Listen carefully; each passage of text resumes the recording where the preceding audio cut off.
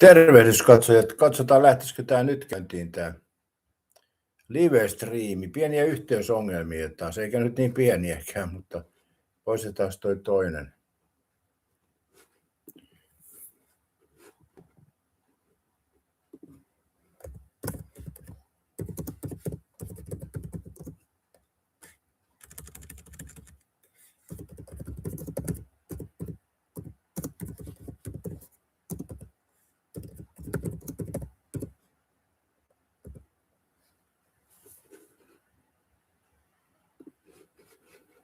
Noin, katsotaan jos porukka tavoittaa tällä. Tämä on kyllä rasittavaa, ihan niin kuin oikeasti sanottu. Eli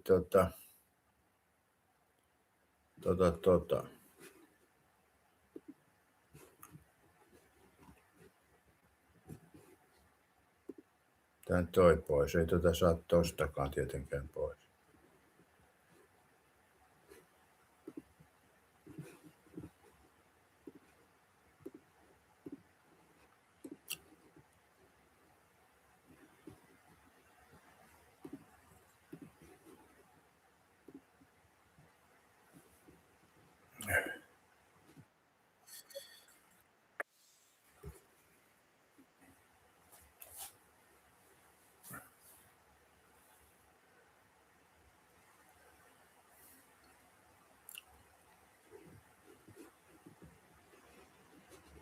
Katsotaan, jos mä saan vielä poiston tuolta ton ekan, minkä mä laitoin. Että ihmiset hokaavat, että täällä on menossa monta lähetystä.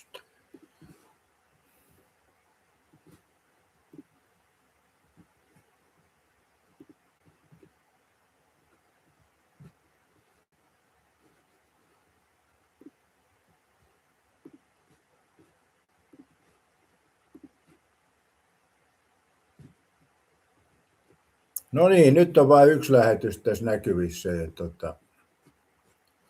sillä nyt mennään. Nyt testataan vielä ääne kuuluu.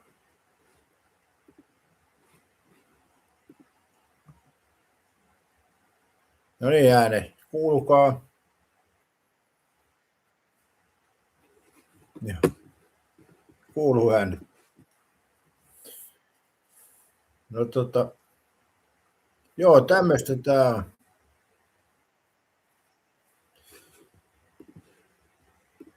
En tiedä mikä tähän taas, tää on YouTube-juttu, ei tää ollut tuo yhteysjuttu. Mä testasin tuon yhteydenkin, niin se on ihan ok, mutta tai no voihan se olla Elisa, mä vaihdoin nyt sitten DNAhan tänne, niin katsotaan jos se toimisi. Se on harmi tolleen, kun teet alkulähetyksen ja sitten on porukkaakin ihan mukavasti paikalla ja sitten elää koko lähetys, niin se on kyllä miellyttävä. Mä nyt katson tuosta vielä vierestä, että näkyykö tossa. Laitetaanko täältä se päälle.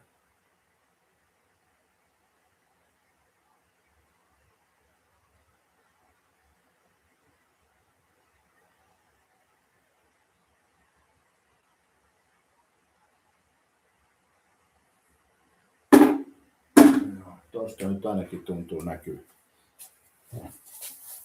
Oi, tämmöistä lauantai-aamua. Joo, hyvää huomenta kaikille. Kanava ja Katja ja erittäin hyvin sanottu. Ja eilen ei tullut kyllä yöllä katsottua Argentiinan peliä. Katja varmaan katsoi sen, mutta mä en kyllä jaksanut. Että Argentiinan voittokin taisi olla niin, että Cape Verde teki oman maalin. Kertoiko se Argentiinan joukkueen tasosta vai mistä se kertoo? En tiedä. Mitä erittäin hyvin sanottu Pöhveli, kun ei Elisa ja Ronaldoa vaihda, vaikka keisari, mä vaat näkeetteinen peli. Äläs nyt viitti semmosia ruveta tässä. Mähän on sun edellä kilometritolkulla siellä. Ronaldohan teki pisteitä hyvin ja muutenkin mukava ihminen. 7. on tällä hetkellä. Ja erittäin hyvin sanottu 8. kaukana takanapäin. Eli Pitäisikö nyt tehdä kuitenkin sille erittäin hyvin sanottu, että mä neuvon sua tuossa ja sä kuuntelet, kun sä oot kuitenkin siellä häntä puolella.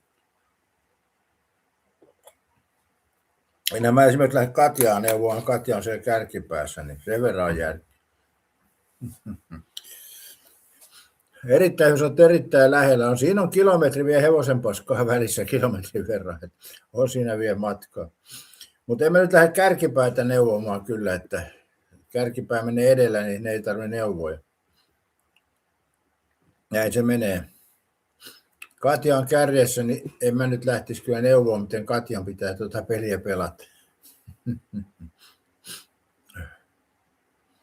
Katja, että Cap Verde pelasi hyvin, olisi Englantia vastaan, niin olisi päässyt jatkoon. Niin Niin, se on selkeä, erittäin hyvä. Mä johdan, mä oon sun edellä, että se on se pointti. Ei pisteille ole merkitystä.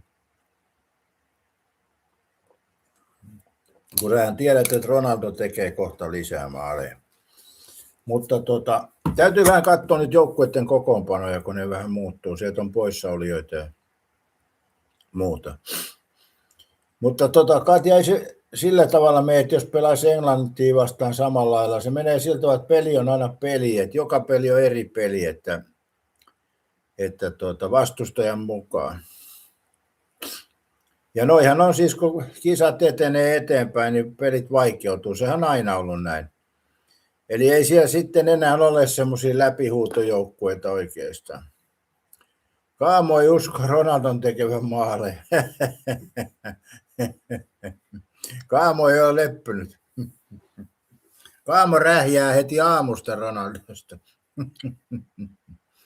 Täällä kanavalla on 2 rähjää ja Emeli ja Kaamo. Emeli ei kyllä Ronaldosta rähjää, se rähjää muuten, mutta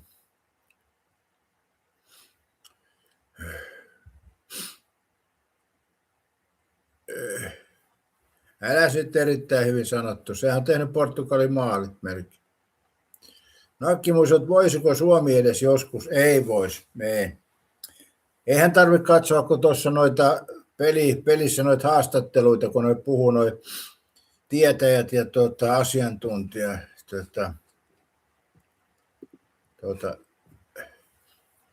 Tietäjät ja asiantuntijat puhuu noista peleistä, niin se kertoo jo aika paljon, että ei ole toivoa.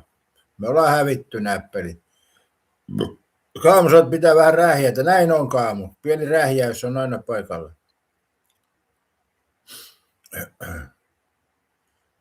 Mä oon lanseerannut uuden sanan, että älä rähjää. Pitäisikö mun tehdä mukia tuonne mukikauppaan, että älä rähjää? Sehän voisi olla kyllä ihan ok. Mitenhän tekoäly suoriutuisi tuosta mukihommasta?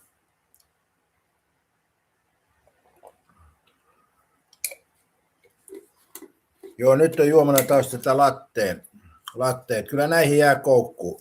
Ei voi mitään. Kun ei jaksa keittää. Äsken mä keitin aamukahvit, niin tuli puruja täyteen.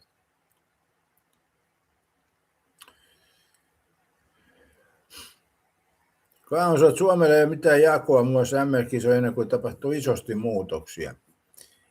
Niin, mutta voiko niitä edes tapahtua? Ei Suomi on jääkiekkomaa ja ei se pysty tuo jalkapallosta pärjää. Naisten jalkapallosta mä vielä luotan siihen, että siellä voi tapahtua nousi, koska periaatteessa naisten jalkapallo, että ne on päässyt puhtaammalta pöydältä. Suomi on potkinut potkupalloa jo 1900-luvun alusta alkaen, niin se on ehkä liian pitkä rasite siellä. Nalkkimuisi sanoi, että onhan koris ja lentopallokin Suomen osalta piristynyt. Joo, kyllä. Sinne menee pitkät ukot niihin lajeihin. Sehän voi tarkoittaa sitä, Nakkimuusi, että Suomessa on tuo keskipituus ihmisille noussut, niin sen takia pärjätään noissa lentopalloissa ja koriksessakin. Voi olla näin, en toki ole asiantuntija tässä asiassa.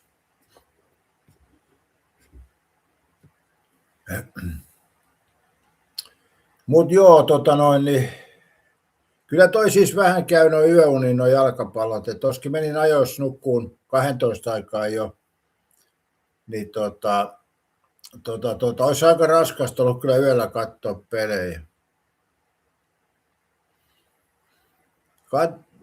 Kaamo sanoi, että toki on mahdollisuuksia, mutta se muutos on iso, siihen Suomi ei ole valmis.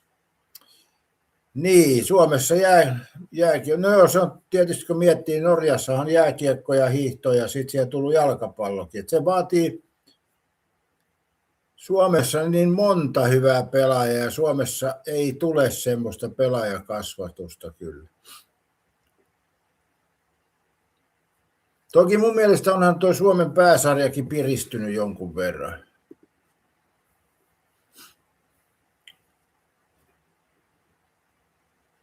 Nakkimuisi sanoi, että nuoriso on kyllä nykyään vähintään 180 miehissä laitaa lukien.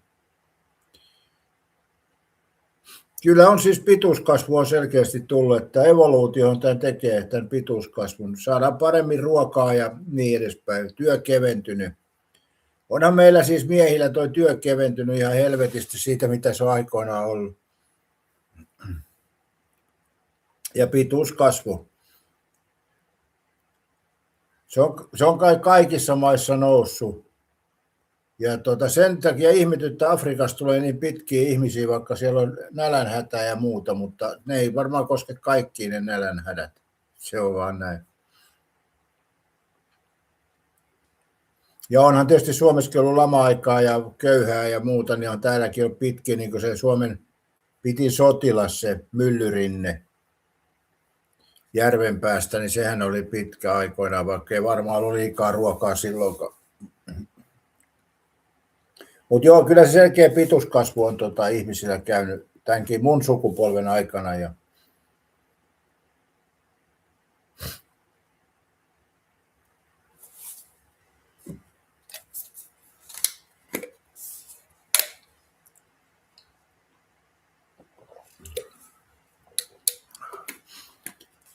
mutta mä en jotenkin näe Suomen jalkapallon nousua, että kun tosiaan katsoo noiden asiantuntijoiden haastatteluita ja muita, niin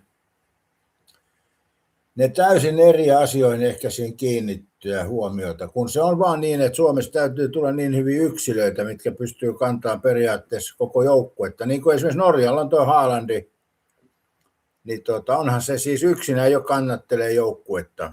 Ja ehkä Ronaldo Portugalissa tekee samaa. Että nämä on tämmöisiä yksittäisiä pelaajia, jotka nostaa koko joukkueen henkeä. Ja Hollandi on yksi ja Ronaldo on toinen, mikä nostaa koko joukkueen henkeä. Kun täällä edes arvoisa katsoja sanoi, että Portugali pärjäisi paremmin kuin jos Ronaldo on mukana, niin se on kyllä täysin harhaan astuttu. Että Portugali välttämättä ei olisi noin pitkällä ilman sitä Ronaldoa. Vaikkei se Ronaldo tee aina maaleen, se luo semmoista joukkueen henkeä, millä on pärjännyt Portugali. Eli Ronaldo, kun lopettaa siihen pelaamisen, niin Portugali ei pääse edes näin pitkälle, mitä se nyt on. Se on vaan näin. Argentiinalla on sama juttu. Sielläkin on kuulemma joku semmoinen kärjessä joku pelaaja. En nyt muista nimeä, just ei tule mieleen. Mutta niin, joo, näin se menee. Nakkimusi, että voisiko Suomi jopa sodassakin pärjätä nykyään paremmin? En mä siihen kyllä usko, ettei menisi vaan huonompaan suuntaan. Auttaako pituus siinä asiassa? Mä uskon, että siinä auttaa semmoinen, että kun droneja käytetään, niin se on se nykypäivän sodankäynti. Pituudesta voi olla sodassa haittaakin, jos muistatte tämän tuntemattoman sotilaan, kun sinne tuli nuori uusi alokas, niin se ei ollut hyväksi, kun hän oli pitkä. Asumaniemikö se oli se? Oliko Katja Asumaniemi tämä tuntemattoman sotilaan tämä, joka meni sieltä Vallihaudan yli kurkistelemaan?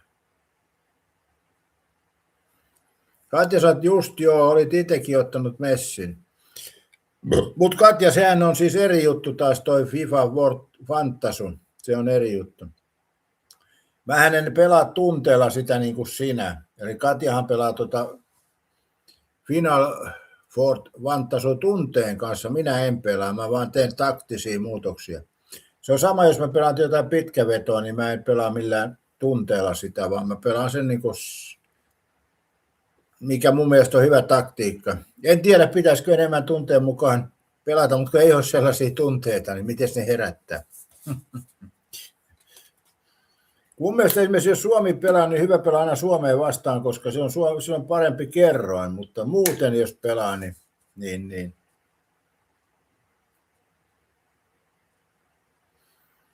Kansa, se on hyvä, että joku kantaa yksi joukkue, että siinä on muutkin pelaajat hyviä, Haaland ja Rolle ei yksinään pysty pitämään. No eihän siitä ollut kysykään yksinään, mutta niillä on iso merkitys sen joukkueen kannalta. Sehän on siis joukkuepeli, ei yksilöpeli, mutta yksilöillä on merkitystä, ne luo sen joukkueen hengen, eli tämä on Kaamosen juttu. Katja Asunmaniemi on Väinö Linnan luoma kuvitteellinen hahmo. Joo, se oli tämä tuntemattoman sotan.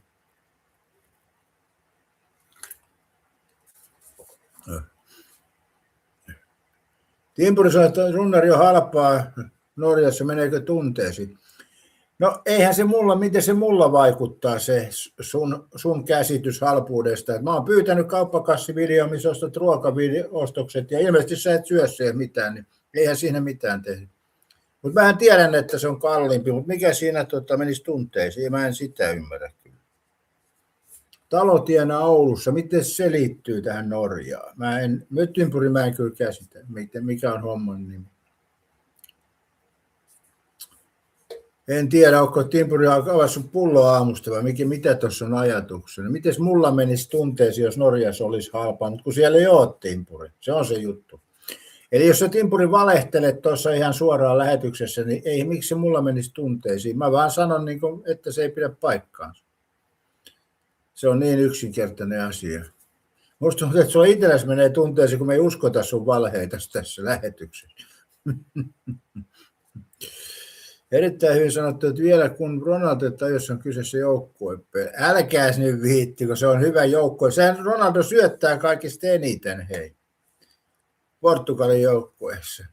Te olette kyllä semmoisia, en tiedä mitkä lasit teillä päässä, Messi-lasit, sinivalkoiset hänet. Timpuri pitää paikkansa, katso Facebook. No en mä mitään Facebook-kommentteja lähde katsoa. Timpuri, sulla oli yksinkertainen homma. Kuukausi on mennyt, että tee kunnollinen kauppakassivideo. Käyt kaupassa ostaa ruokaa ja muita. Niin siitähän se näkee, mutta se on ylivoimainen tehtävä sulle. Niin sittenhän sen voi unohtaa sen keskustelun. Turha sitä jauhaa sama asia. Ja turha se mulle todistelut, kun mä tiedän, että siellä on kalliimpaa, niin se on turha mulle todistella. Todistele jollekin muulle. Se on mun mielipide. Mutta mä en ymmärrä, miten tuo Talotiena Oulussa liittyy siihen. Onko mitä tekemistä silloin tämän Norjan kanssa? Sitten se ei mulle, Timpuri, nyt auennut kyllä. Kerropa, mitä sä tuolla tarkoitit. Miten se liittyy Norjan hintoihin, jos sulla on Talotiena Oulussa? Mä en käsitä. Nekkimo sanoi, että ei Norjassa ole halpaa, vaan Suomessa kallista, kun se vertaa, niin se hämää. Näin se on. Timpuri sanoi, että just näin vuokraan sitä, mutta miten se liittyy Norjan hintoihin? Edelleenkään ei nyt aukea. Järjen äänsä tehkää ruokakaupoissa vertailu. No eikö se olisi paljon helpolta järjen ääni, kun jos tuolla paikan päälle niin tekee kauppakassivideon, missä on oikeat ruokaostokset. Eikö se olisi kaikista helpoin tapa? Koska eihän mun tarvitse todistella. Mä tiedän, että Suomessa on kallista, mutta mä tiedän myöskin, että Norjassa on vielä kalliimpaa. Olen asunut Norjassa.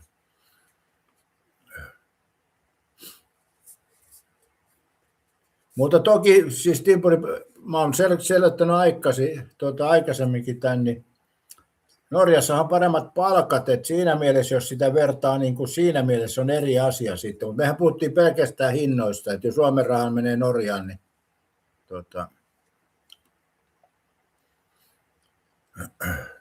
Nakkimo sanoi, että Timpuri oli liikaa Ippadan kanssa. Ippadan seurassa. Timpuri sanoi, että ei ole Suomeen verrattuna. Ei sitä kannata, Timpuri, jauhaa, kun se ei muutu siitä. Sulla on todistamisen taakka, kun sä tuommoista väität. Eli onko se vaikea nyt tehdä yksi kauppakassivideo? Vai ostatko sä ikinä ruokaa kaupasta? Sehän voi olla, että sä ostat vaan pakastepizzaa ja nuuskaa, niin siinä se on vähän huono hintavertailu. Mutta kyllä mä itseni ostan ihan oikeitakin kauppakassijuttuja. Olen tehnyt niistä videoitakin. Mutta se on selkeä, että Norjassa on varmasti paremmat palkat. Se on ihan itsestäänselvä.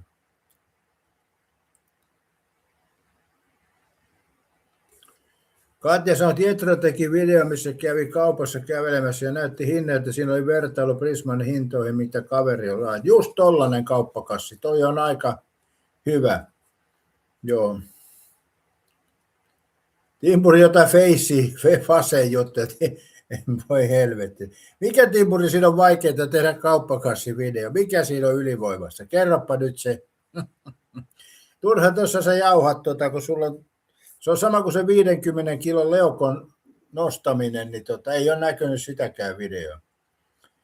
Eli sitten jos niin puhuu tuommoista, niin sitten pistää faktat tiskiin, jos ja siinäkin on tietysti, että yksittäinen kauppakassi nyt ei kerro mitään, että se pitäisi olla niin kuin perheelle ostetut ruuat, mutta periaatteessa tuskin sulla perhettä on siellä mukana, niin ei se ehkä sitten, mutta ehkä siitä on Timpuri, me ollaan eri mieltä ja mun mielestä katsojat on täällä sitä mieltä, että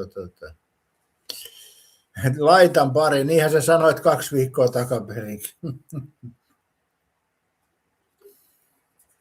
Joo, näin se Timpuri on. Siinä on turha höpöttää, ne on tuommoisia tyhjänpäiväistä väitteitä. Kun ei se johda nyt mihinkään.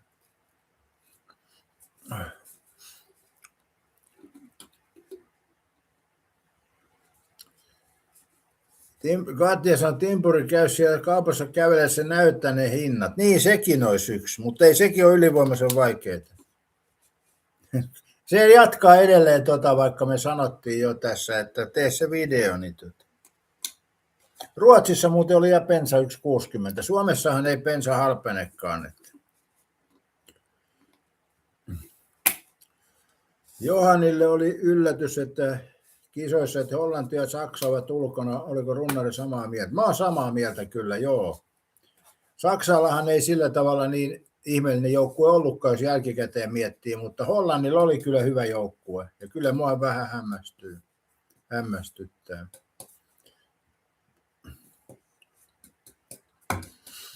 Joo. Kyllä mua vähän hämmästyttää se, että ne putos, mutta jalkapallo on pyöreä mutta mä oon alusta asti sanonut, että Espanja voittaa mestaruuden ja mä oon edelleen, se ei ole muuttunut, se asia jos siinä muuttunut, mutta voihan se vielä muuttua, ei voi tietää.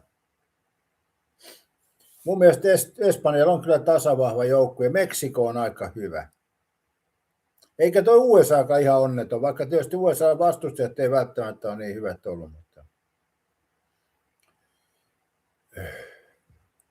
Katja sanoi, että on se Suomessa alle 2 euroa, Suomi kun aina ostaa Norjasta sitä kallista öljyä. Niin, oli se jo 1,9, mitähän se oli, 1,954, kun se oli tai jotain tuommoista. Tuossa yksi päivä. Oliko se nyt eilen, katoin jonkun. Nakkimusen, että Haaparannan dieseli loppu. Joo, onhan se Saksan putoaminen tietty ihme, mutta eihän niillä ollut silleen Havertzi kärjessä, niin Havertzikin on semmoinen pelaa Englannissa, niin se on monesti sellainen ailahteleva pelaaja. Välillä se loistaa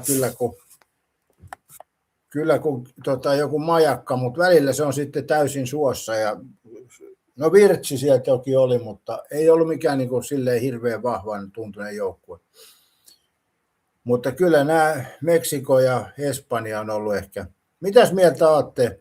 Onko Meksiko ja Espanja ollut semmoisia potentiaalisia voittajamaita? Ja nyt kun mennään tähän asiaan, niin Ronaldossa on se ongelma, että Ronaldo kantaa Portugalin joukkuetta yksin, niin se ei tule voittamaan mitään palkintoja. Samaten käy Argentiinalle, sekin on liikaa Messin varassa.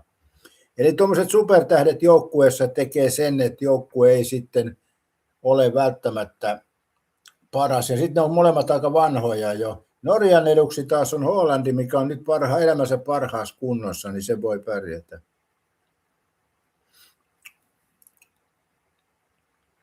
Timpurusat koneeseen illalla 1,94 € lippu Ouluun asti, ei ole paha hinta.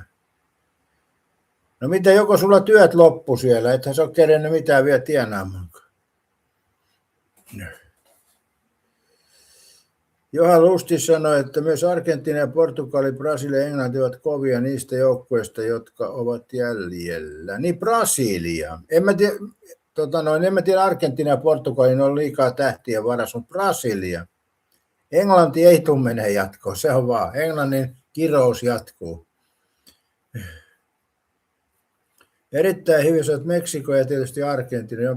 Ei Argentiina voita mitään, se ei vaan, sille ei joukkueen taso riitä, että se on Espanja tai Meksiko. Miten se erittäin hyvin saattu Espanjan unohdat, mikä on pelannut aika vakuuttavasti. Tuo Espanjan pelihan on todella vakuuttavaa. Ei sitä voi kyllä kiistää, että se huonoisi. Tiempys on 3 viikkoa kesälomaa sitten takaisin. No on sullakin, sä oot kuukauden töissä ja 3 viikon kesäloma, niin tuommoisilla työehdoilla mäkin haluaisin töihin. Mitä sä, Katja, kuulostaa? Kuukauden töissä ja 3 viikkoa kesälomaa, niin eikö toi jo työehdot alkaa olla kohdillaan kyllä? Mitähän mulla oli silloin Norjassa, niin mä olin siellä töissä, niin siellä tehtiin kuukausi töitä ja sitten pystyi viikonloppuna käymään vaikka Suomessa ja tulen takaisin. Se oli jotenkin sille, en mä muista. Ne oli kyllä sovittavissa, mutta ei nyt sentään ollut kuukausi töitä ja 3 viikkoa kesälomaa. Siinähän ei kerkesi tienaa mitään, kulut on niin iso. Katja veikkaa Marokko, Ranska, Norja, Meksiko, Espanja, USA, Argentiina, Sveitsi. Niin Sveitsiäkään ei pidä unohtaa, että se on hiipinyt tuossa mukana koko ajan. Katja sanoi siis tällä alkavalla kiekalla. Oman mielestä Ranskalla edelleen vahvat näytöt mestaruuteen. Joo, ei välttämättä voi poissulkea sitäkään. Mutta jos 3 pitäisi valita, niin se olisi kyllä Espanja, Meksiko ja olisiko se Ranska sitten se 3. vaihtoehto. Mutta Katja, Norjansa voit unohtaa, ei Norja tule pärjäämään kovinkaan pitkälle. Norja on liikaa Hollannin varassa. Vai onhan se Örekortti, mutta siltä huolimatta, niin ei Norjan joukkue, se ei ole tarpeeksi tasavahva vaan. Timpurissa 2 viikkoa normaalisti ja viikko vapaat. Katja, on kohdillaan työehdot. Me itselle 4 viikkoa kesällä ja viikko talviaikaa koko 12 kuukautta. niin.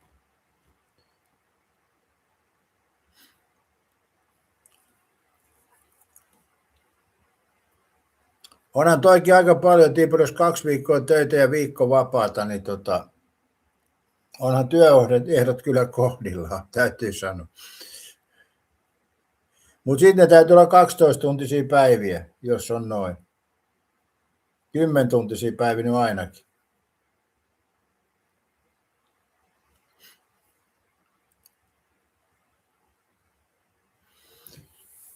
Joo.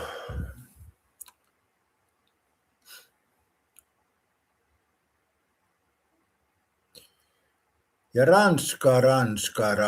Sekin on Mbappen varassa kyllä aika paljon, mutta ainahan se on jonkun kärkimiehen varassa, sehän on selkeää. 10 tuntisia joka päivä. Joo, se on sama kuin mulla taisi olla silloin aikoinaan, että joka päivä töissä niin 10 tuntia. Sitten siinä oli joku väli, että pääsi esimerkiksi koneella käymään Suomessa ja takaisin. Joo. Ja mullahan oli silloin aikoinaan, kun mä olin siellä, se oli oululainen firma, mikä pyöritti. Mä olin Oslossa töissä ja Oslossa Norjan pankilla. Sekin on, miettikää sitäkin asiaa, jos mä sanon jollekin, että onko se ollut ulkomailla töissä, niin jos mä sanon, että joo, Oslossa on ollut Oslon pankilla. Oslon pankilla on ollut töissä aikoinaan, niin sitähän ei kukaan usko, mutta se on kyllä kylmä fakta.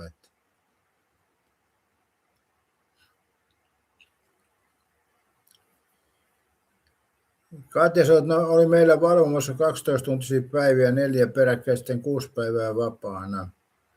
Timpuri kysyi, oliko päivärahat silloin. Ei ollut. Se oli 70 kruunua oli tuntipalkka, eli 700 kruunua sai päivässä.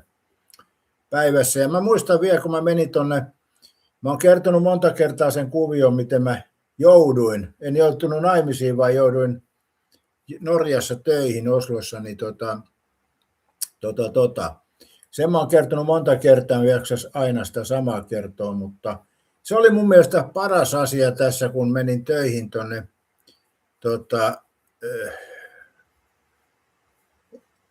työmaalle, niin ensimmäisenä päivänä mä sain 1000 kruunua kottia. Eikö se ole aika hieno. Yli ensimmäisen päivän ansion tuli kotiin ekana päivänä. Mutta Norja oli kallis maa, että kyllä se äkkiä valuki siitä se raha. Aamusaat, eikös Norjassa tehdä 36 tuntia vuorokaudessa? Mutta kyllä se 10-tuntiset oli kaamo ihan normisettiä Norjassa. Mutta palkkakin oli sitten vähän kovempi. Ja sitten noin vapaillahan, niin se on ihan hyvä, jos... Mullahan oli siitä mielessä huono, kun mähän olin niin sanotusti kirvesmies tuo Norjassa. Eli mä olin timpurina Norjassa. Mä olin Norjassa timpurina Oslon pankissa. Niin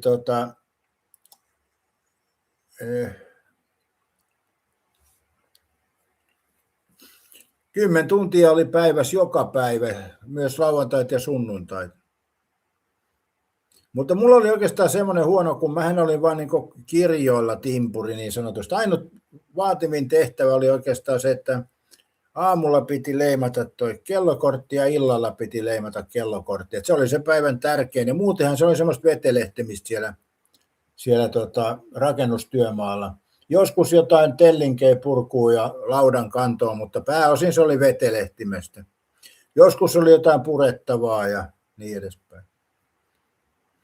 Ja silloin sitä rakennettiin sitä Oslon pääpankkia. Siellä mä olin työmaalla silloin 80-luvun puolivälissä jossain. En muista nyt tarkkaan vuotta, mutta joo. Omalla tavallaan, kun olisi ollut nykypäivän sanotaanko tuo järki silloin, niin kyllä siellä on syvän tilin tehnyt, mutta kun mäkin olen silloin vähän semmoinen tuulihattu, että kaikki rahat, mitkä tuli, niin meni saman tien. Eli voi olla, että mulla oli taskussa isompi reikä ulospäin kuin sisäänpäin, jotenkin tuntuu siltä. Ei siitä jäänyt kyllä kuin kokemusta vaan. Huomenta vaan, Kai Mikalli. Heräsit kyllä jo 5 loikalle. Mä nyt herään tosissani ja panin 10 kupillista kahvia tippasemaan. Joo. Tässä juotin itse tuossa aamukahvia ja sitten mä join tuon Fretsan aamusta. Tiedätkö, että Oslo on iso kaupunki? Joo, mutta se keskusta on aika pieni mun mielestä. Se on aika helposti niin kuin käveltävä ja kun se on vähän ne tuntureiden tai vuorien ympäröimä, niin se on, Oslon itse keskusta on aika pieni. Katja sanoi, Tunisian joukkueessa kuohuu. Brittilehti, että Timesin mukaan ainakin 8 joukkueen jäsentä doppiin näymästä on löytynyt jälkiä dopinaine Klembutereloista. Eli toihan on, onko toi astmalääke toi Klembuterol?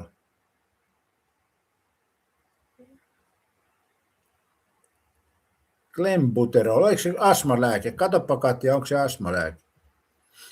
Klembuterol. Johanin mielestä myös Belgia voi yllättää, se on musta hevonen Sveitsi myös sille, että en mä Belgiasta kyllä tiedä, ei se, no joo, no niin. Lukaku tekee maaleja. Lukaku on niin raskas kyllä. Pikkelät argentinalaiset juoksee sen kumoon, jos ne vastakkain pelaa. Sveitsi voi sieltä hiipiä kyllä varjoista, joo. Mutta joo, tosiaan Oslon keskusta on aika pieni. Ainakin mun mielestä silloin niin se oli hyvin pienen oloinen, kun Helsingistä sinne meni Osloon, niin se kyllä vaikutti pienentä.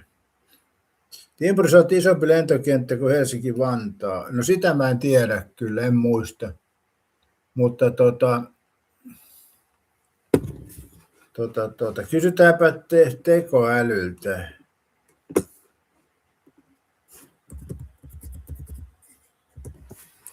Mutta Oslohan on keskeisempi paikka varmaan lentojen kannalta kuin Helsinki, tai en tiedä, vaikea sanoa. Kumpi on isompi?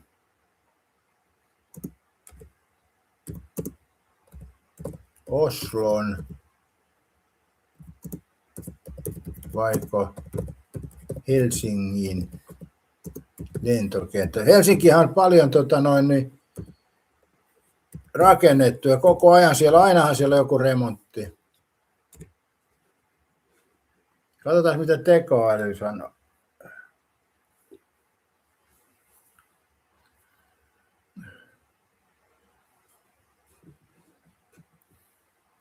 Eli matkustajamäärällä mitattuna Oslo lentoasema on vilkkaampi. Oslossa on matkustajamäärä 25 ollut 26 miljoonaa ja Helsingissä 17 miljoonaa. Eli matkustajamäärä Oslo on ainakin isompi. Kööpenhaminan jälkeen toiseksi tai kolmanneksi suurin.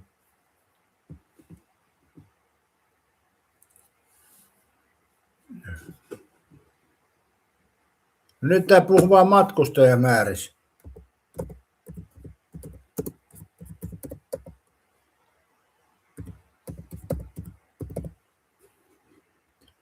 Pinta-ala. Jo joku sen kerran tuli lennettyä sieltä, mutta mä en muista kyllä yhtään sitä kenttää. No niin, Timpuri. Pinta-alalta Helsinki-Vantaan lentoasema on laajempi kuin Oslon lentoasema. Tässä vertailu lentoaseman maa-alueesta. Helsinki-Vantaan lentoaseman lentoalueen koko on 18 neliökilometriä, Oslossa on vain 13 neliökilometriä. Eli pinta-alaltaan Helsinki on kyllä isompi. Sitä mä meinasin, Helsinki on niin paljon,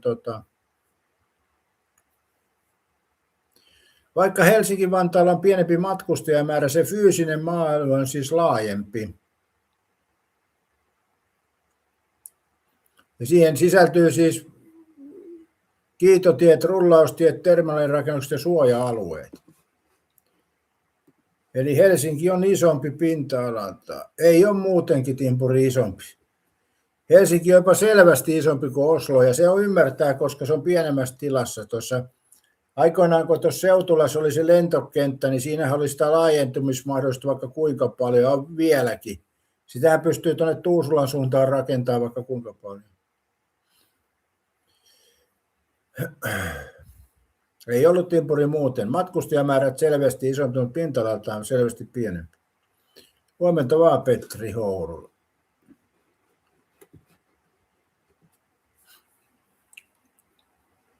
Kati sanoo, että kuka nyt Suomeen halusi kattelee lähinnä menoa. No kyllä sitä kuule Oslossakin on. Ei. Ainakin silloin, kun mä olin töissä siellä, niin kun tuli kentältä Oslon keskustaan tai väliin tuli junalla, niin se on vähän niin kuin olisi Pakistaniin tullut. Et turbaanipäitä tuli vastaan tosi paljon. Ja se oli 80-lukua. Helsingissä oli silloin aika eri meininki.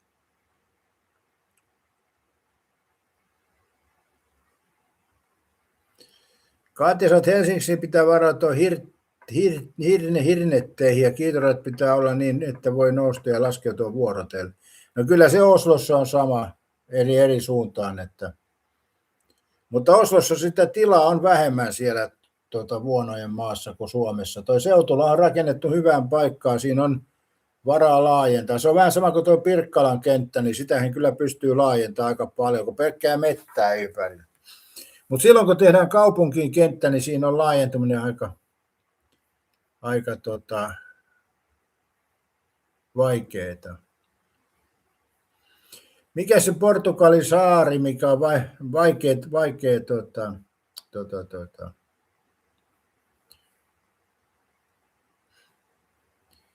Timpuri on taas eri mieltä. Oslon Gardermoenin lentokenttä on sekä pinta-alalta että matkustaja Oslon lentokenttää isompi. No ei kyllä, no mutta sehän on Oslon Gardermoen lentoasema. Oslohan mä tuossa kysyin.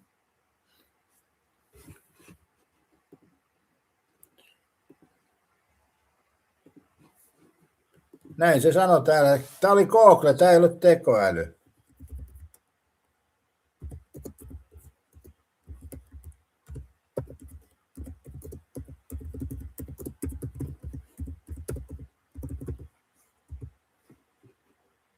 Se on Gardemymin kenttä. On Oslon suurin.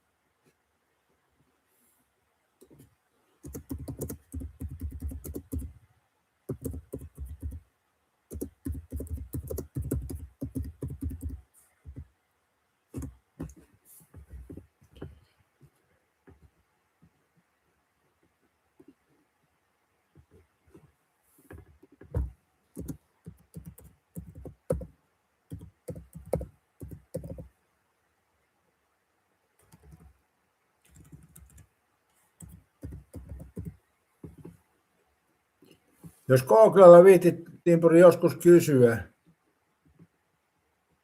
Eli Oslo-Gardermoen kenttä on 13 neliökilometriä, 1300 hehtaaria. Helsinki-Vantaa on 17 neliökilometriä, eli 1700 hehtaaria.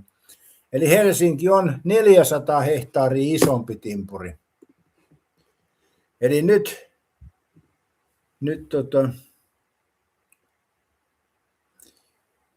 Oslon Gardermoen lentokenttä on sekä pinta- että Oslon lentokenttä isompi. Eli tuossahan mä luin tämän Oslon kentän.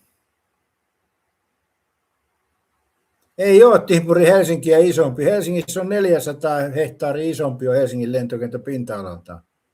Älä nyt, Timpuri, noin hulluun väitä. Googlesta pystyy jokainen katsoa sen sekunnista. Ei siellä Oslossa isompaa kenttää kyllä ole.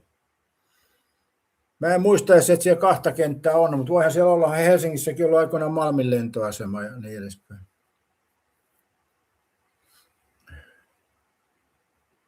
Ei se ole Helsinkiä isompi. Matkustajamäärältä on, mutta ei pinta-alalta. Helsinki on 400 hehtaaria isompi.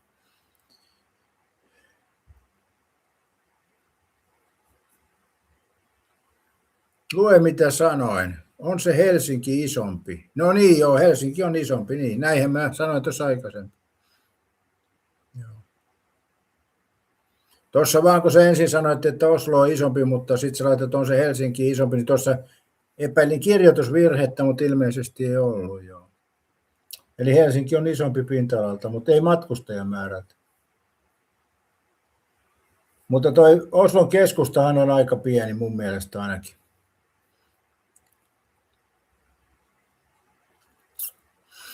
Katja sanoo, että se on varmaan just noin, kaavoitus on onnistunut, ei lähellä asutusta, jotta voi laajentua. Joo, ja siis toihan oli ennen tuossa Helsingissä, niin päälentoasemahan oli Malmin lentoasema. Pekka Puupää elokuvissa vielä, niin Helsinkiin lennettiin Malmille, missä olisi kyllä loppunut se tila aika nopeasti. Kun nyt pienkone, en tiedä onko se enää pienkoneitakaan, mutta miettikää, joskus aikoinaan Helsingin pääkenttä oli Malmi. Ja sitten rakennettiin Seutulaan kenttää ja siitä tuli Helsinki-Vantaa. Ja samahan se on Tampereella, niin Tampereellahan pääkenttä oli Härmälässä siinä urheiluhallin vieressä, Pirkkahallin vieressä, niin siinähän oli ennen Tampereen päälentoasema. Kiitorata on vieläkin ja asema, tai se lentokenttärakennus on vieläkin tuolla Härmälässä. Kiitorata on vähän mehtittynyt, mutta se on kuitenkin siinä. Käytetään parkkialueen. Malmin kenttä pieni. Joo, entisaikaan ei tarvittu niin pitkää lentokenttää, että koneet oli vähän erilaisia. Eihän tuohon nykypäivän suihkukoneella pystyisi edes laskeutumaan Malmille tai nousee, että se on kyllä aika lyhyt. Ja ei siinä ollut sitä rakennusmahdollisuutta niin paljon, että siinä olisi pitänyt puistolla jyrää ylitse, ehkä näin.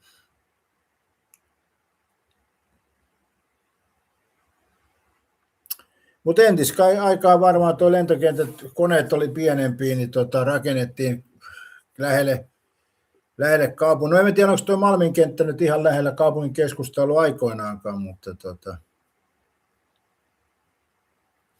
Katja sanoo, että Malmin kenttä on jo rakennettu kerrostaloja täyteen. Onnea heille, jotka sieltä kämpän ostaa. Niin, mä en tiedä haittaako se mitään, että siinä on lentotoimintaa ollut.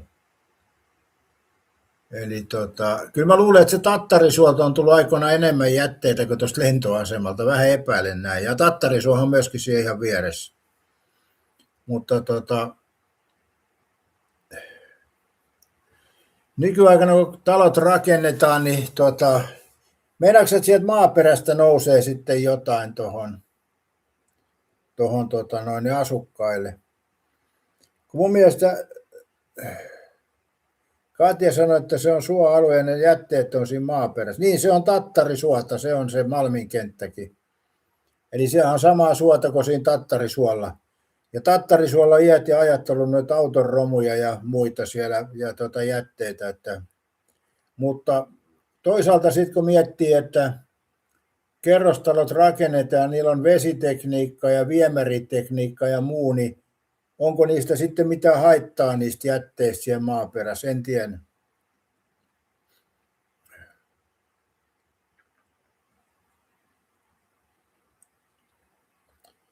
Joo. Helsingissä tuolla on paljon siis asuntoalueita, mitkä on rakennettu kaatopaikkojen päälle. Halpaa maata. Timpurilla Oulussa rehvit tulossa. Oho. Nythän on Timpuri kova viikonloppu sulle. Säästä nyt vähän kiukkua siihen rehveihin, niin jaksat painaa pitkää päivää. Morjesta vaan Mika Ranta ja mukavaa kun nyt on lauantai aamu jo.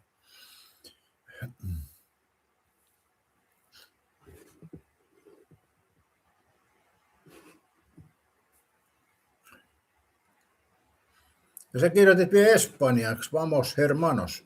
No, joo, kyllä.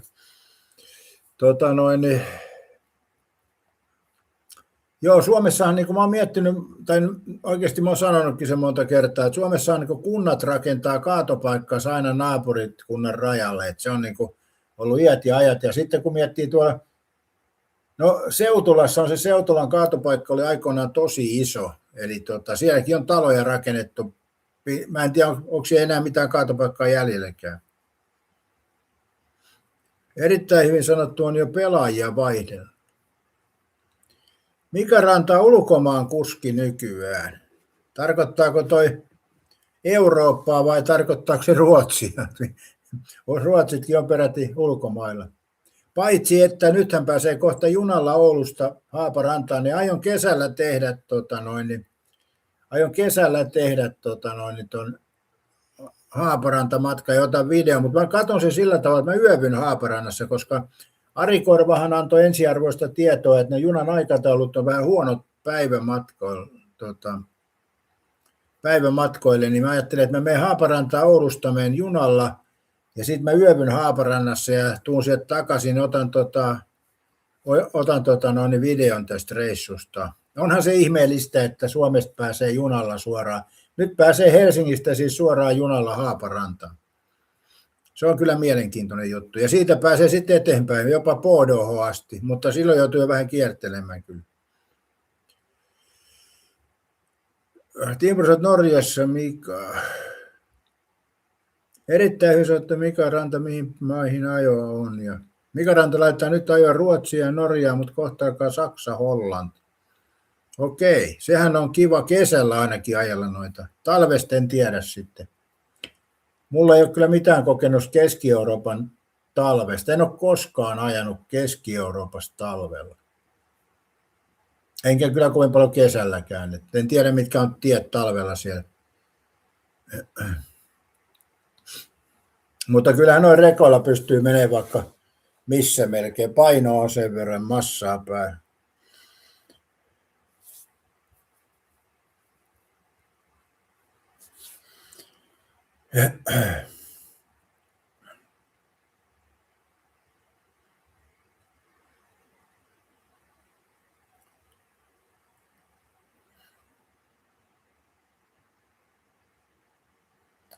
Mika Ranta sanoi, että kaksiakselinen vetäjä, niin ei ole kyllä hirveän hinku talvella Norja.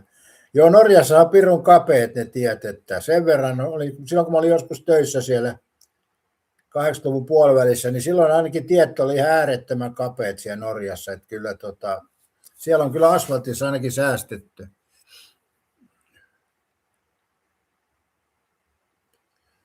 Erittäin hyvin sanottu, eikö runnari veikannut Junnua voittajaksi siinä Mika vastaan Junnu-matsissa? No en kyllä veikannut. Mä sanoin kyllä, että Mika Ranta sen voittaa. Mä en edes Junnua tiedä. Eli jos puhutaan tuosta ottelusta, siitä nyrkkeilyottelusta, niin mä en edes tiedä, kuka tuo Junnu on, paitsi siinä matsissa sen tiesin. Mutta minä kyllä veikkasin, että Mika Ranta sen voittaa, mutta eipäs nyt vääristellä tietoja, erittäin hyvin sanottu. En mä olisi voinut nimetä semmoista henkilöä, mitä mä en edes tiedä. Mutta hyvä yritys trollata, hei. Joo. Timpuri sanoi, että ja mutkaset on. Mika Rannalla kaasurekka. No milloin se Mika Ranta siirryt sähkörekkaan? Miltä se kuulostaa? Kuulostaako hyvältä vai huonolta vai helvetin hyvältä vai helvetin huonolta? Onhan näitä vaihtoehtoja. Ja eikä siinä mitään, jos mä olisin veikannut näin erittäin hyvin, että mielipiteitähän voi olla kuin persen reikiin, mutta toi oli valheellinen tieto, toi mitä sä levität täällä. Mitä järki on levittää tuommoista valheellista tietoa? Sitä mä vähän hämmästelen. Vaikka ei nyt iso merkitys sillä ole. Että tietysti matsis kannatetaan ketä haluaa, ei siinä mitään, mutta miksi sä levität täysin virheellistä tietoa? Sitä mä en oikein ymmärrä. Katja sanoi, mutta veikkaan, että aika hurjaa vetää rekalla Norjassa, varsinkin Nordkappiin. Mulla alkoi jo ihan uusi auto piiputtaa aikoinaan. Erittäin hyvin, se oli vitsi. No mikähän tuossa, missä kohti piti nauraa tuossa? Kerropas se vielä, että missä kohti tuossa olisi pitänyt nauraa. Toi nettihän on tämmöistä, että täällä levitetään aina tämmöistä väärää informaatiota. Erittäin hyvin sanottukin näköjään on sitten näitä, jotka levittää näitä vääriä tietoja. Mä en oikein välttämättä ymmärrä mutta saithan se itsellesi nyt vähän huomiota tässä, että ehkä se oli se pääasia. Timpus on vähän koko ero matsissa. Mika sanoi, että kuulostaa hurjalta sillä aikaa ilmeisesti Saksan ynnä muut ajot, kun sillä alkaa ilmeisesti Saksan ynnä muut ajot, kun kaasu paljon halvempaa siellä päin. Joo. Erittäin hyvin sanottu, että olisin itse korjannut asian, jos olisi huomannut miestä. No olisiko kestänyt se korjaaminen yhtä kauan kuin Timpurin kauppakassivideo? Sitäkin täytyy miettiä. Mutta Timpuri, jos kyllä oikeasti Timpuri, kun sä oot siellä Norjassa, niin kannattaisi ottaa noita videoita eri asiasta. Ne kiinnostaa ihmisiä. Mua ainakin kiinnostaa monet asiat siellä Norjassa. Hinnat ja monet muut asiat. Kun tosiaan mä oon 80-luvulla ollut siellä töissä, niin mä en ole sen jälkeen käynyt Norjassa. No olisi se kiva nähdä vähän Norjan meininkiäkin.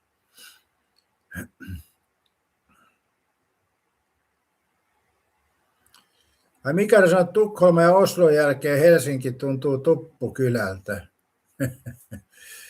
Mutta onhan se Oslon keskusta kuitenkin aika suppea, mutta toki se on varmaan paljon rakennettu 80-luvun jälkeen, voi olla näinkin. Silloin se oli aika pieni toi Oslo, Helsinki tuntui isommalta silloin, mutta Oslo voi olla se, pää-Oslo on siinä sen tunturin toisella puolen, tai sen mäen, mikä siinä onkin vuoren. Tiipuset voin tänään ottaa, alkaa lento 18.15. Joo, käy ottaa vähän videokaupasta ja semmoisia videopätkiä. Varmaan semmoisia minuutin pätkiä, mutta älä nyt joka videossa toitota sitä, että on halvempi kuin Suomessa, vaan otat siis ihan rehdisti videoita Norjasta ja semmoisia. Niitä olisi kiva sitten katsella. Sähän saat siitä hyvän videokollaasin, kun minuutin videot 10, niin siinä on jo hyvä setti videoita. Katja kysyy, että onko mitään erilaista vetää kaasu kuin dieselrekalla, onko vähän sama kuin bensa vastaan sähköhenkilöauto? Onko siinä muuten paljon mitään eroa loppupeleissä? Joo, mä olin aikoinaan trukkikuskina tuolla Renlundilla ja sitten tuli tuo VR:lläkin jonkun verran joutui niitä käyttämään. VR:llähän oli siis nämä kaasutrukit. Renlundilla oli sähkötrukki siihen aikaan. Sitten oli myöskin näitä dieselillä vai polttoöljyllä toimivia trukkeja. Niin, kyllä se kaasun rukki mun mielestä oli ärhäkkäämpi ja muuten, mutta en tiedä. Että se voi olla, että muisti on siinäkin kullannut ne ajat.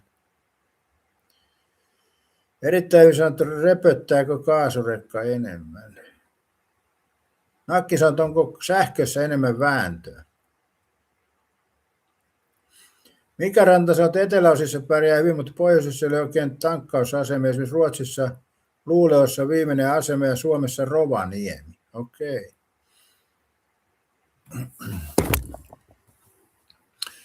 Niin ja paljon tuommoinen rekka kestää muuten akku pistää täyteen. Se ei ole varmaan, kun mun mielestä kun mä oon katsonut ton Lauri Halisen noita videoita, niin sillä taitaa tunnin kestää se APC:llä, kun akku on täyteen, niin paljonko se kestää rekassa sitten, jos sen joutuu lataa täyteen. Siinähän melkein pitää mennä nukkumaan jo sit välissä.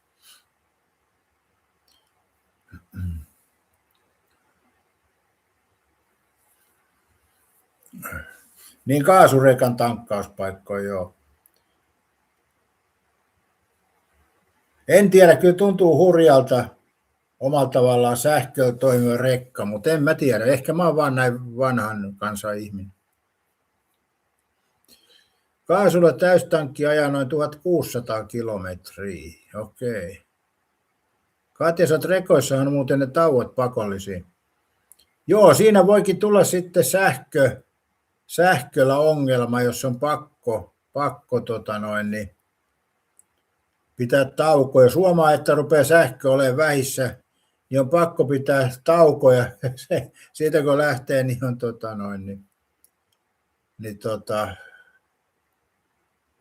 akku finaalissa.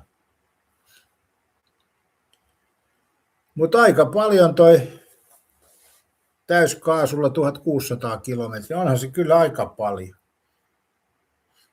No tietysti lasti vaikuttaa, jos on täyslasti, niin voi vähän vähentää mutta Timpurin kaveri on Oulun Kasumilla töissä.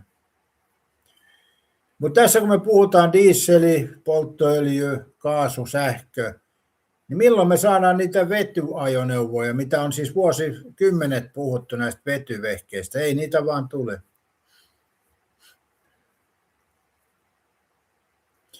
Onko kaasu minkä hintaista? Niin. Siis mulla on tuossa puhelin tuolla, kun mulla on tämä yhteys tuon puhelimen kautta, kun tämä temppui. Katja, sä oot hyvät kilsat kaasulla, että missä hitossa nyt hypetetään sähköä. Niin. Mika Ranta sanoi, että se tankkaus on kyllä hurja juttu, kun sytkärin valossa eka kerran tankkaa. Ei saata. Oi.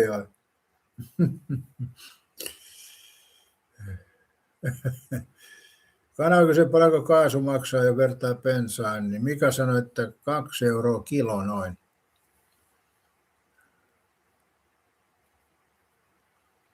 Timpuri, että kaasu on järkevämpi.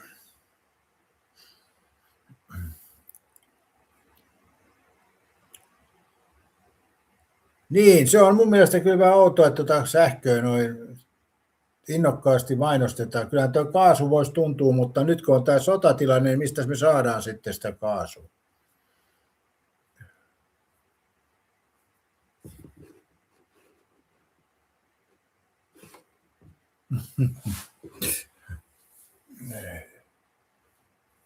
Tuostahan saisi hyvä aloituskuvankin, jos on lähetyksiä, että kaasuauton tankkaamiset ja olisi pannut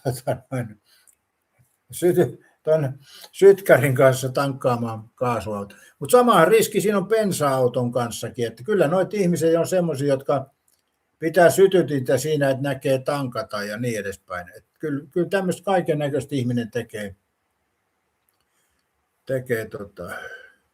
Katsotaan, että Norjasta saadaan kaasut sekä öljyä. No joo. Onko Norjan kaasuvarannot semmoisia, että se riittää paljon ulkomaille? Venäjältähän se pääasia Eurooppaan tullut kaasu. Timbrusata se tuotetaan jätteen kaasuista. Ja sitten tietysti, niin onko se nyt biologista kaasua sitten? Painaa kaasua, niin hampurilainen haisee sitten pakoputkesta. Mutta se on varmaan kyllä ajatuksena ihan hyvä, että kierrätetään ja tehdään biokaasua. Niin. Onko biokaasuilla eri hinta, jos ottaa niin kuin esimerkiksi hampurilaispaikan, ei kaasulla, vaan siis öljyllä, niin onko sillä eri hinta sitten, jos ottaa hampurilaispaikan vai sitten ottaa sikalan höyryjä, niin voi olla, että hajussa on vähän eroa, kun kaasua painaa. Otto sanoo, eikö se kaasurekka periaatteessa periaatteessa bensakoneella, jos puhutaan nestekaasu tai biokaasu.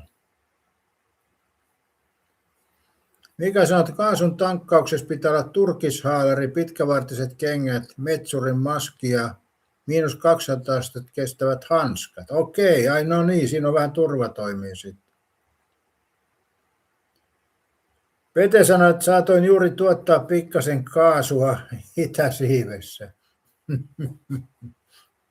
Joko sä kävit, Pete, siellä kauppiaan kahvituksessa? Joko sä oot kerinyt käymään siellä? Vai oliko se tänään?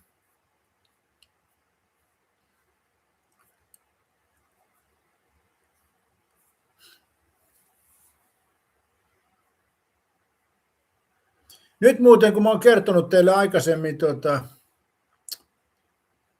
aikaisemmin kertonut, että mulla on hyvä makkaranenä, jos mä liikun tuolla liikenteessä, jos on jossain makkaratarjoilu, niin mä aina osun siihen paikalle, mutta nyt ei ole pitkään aikaa ollut missään makkaratarjoilu. Vai onko se niin, että kun ne makkarantarjoajat huomaa, että meikäläinen on tulossa, niin vetää kojun siksi aikaa kiinni, että tuoltahan tuo runnari tulee taas syömään ilmaisia makkaroita. Voisi olla näinkin, en tiedä, mutta jotenkin noita makkaratarjoilut on ollut tosi vähän nyt. Yleensä se on kesällä aika, siis joskus oli semmoinen päivä, että niin kävi monessa paikkaa, niin oli makkaratarjoilut, mutta nyt ei ole kyllä ollut. Otto ei tiedä vielä, onko vielä vetyrekkoja. Vetellä torstaina se oli, ja Mika sanoi, pistäpäke pussiin talteen. niin, säästä kaasut. Voi ne pullottaakin. Ajattele nyt, Pete, entisaikaan oli semmoinen taiteilija, joka teki taidetta. Ja sitten kun ei taide mennyt kaupaksi, niin se väänsi tuotokset tuommoiseen purkkiin ja sanoi, että tällä tulee joskus olemaan iso armo. Ja nythän jos oli myyty jossain huutokaupassa monella 100 000 se tuotos siellä purkissa. Niin mietipä, Pete, jos sä pistät suolikaasua pulloon, niin nythän sille ei ole paljon arvoa eikä ostajia. Mutta 50 vuotta eteenpäin, niin sillähän voi olla kova hinta ja Kemin kotiseutumuseosta löytyy Petri Hourulan suolikaasuja vuodelta 2026. Sinnehän saattaisi Pete Herneseppä-päivänä saada ihan oma osastonkin tehtyä kotiseutumuseo. Ai H1383 sanoi, että Porttu voittaa mestariausta koko paskaan. Ei voita Portugali, ei se voita. Portugali on liikaa Ronaldon varassa, ei Portugali voita. Eikä voita Argentiina, se on Espanja, Meksiko ja se kolmas on vähän kiikun kaaku. Tässä joku Ranskaa ehdotti ja mä en tyrmännyt sitä täysin kyllä, mutta sieltä saattaa joku Sveitsikin kyllä nousta vielä tai pärjätä. Huomenta vaan Mia.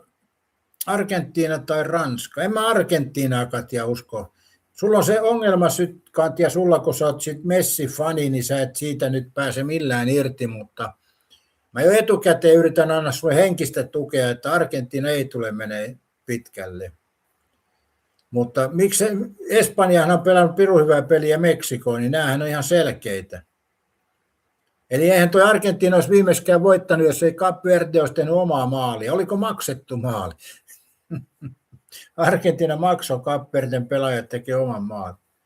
No joo, nämä on näitä. Mä nähnyt pelitilannetta, en katsonut ottelua, mutta Argentiina ei olisi voittanut ilman Cap Verden omaa maalia, että se kertoo jo jonkun verran noista peleistä. Ja sitten vähän kun tässä vaiheessa mennään niin kuin rangaistuspotkukilpailuun, niin mutta tosiaan, niin kuin mä sanoin, niin Meksiko ja Espanja on vahvimmat selkeästi näistä joukkueista. Ja sitten se kolmas on vähän niin kuin, onko se nyt sitten Ranska?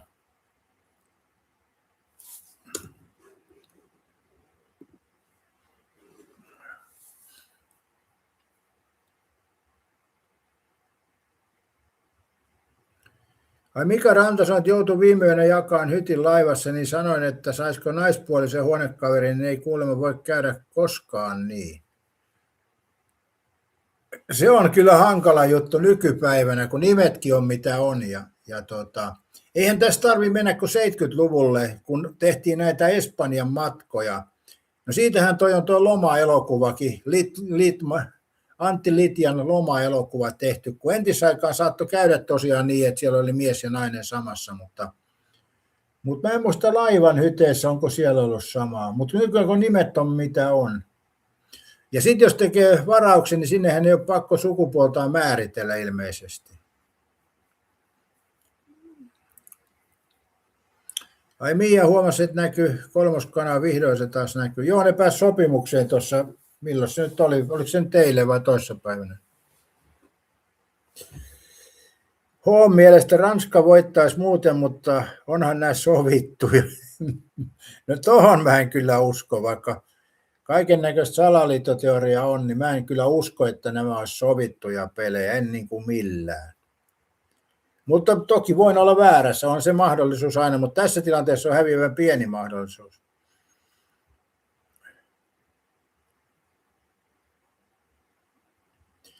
Ova usko Mbappen, Dembele ja Olisen ratkaisen Ranskalle MM-kullan. Joo, onhan ne hyviä pelaajia, mutta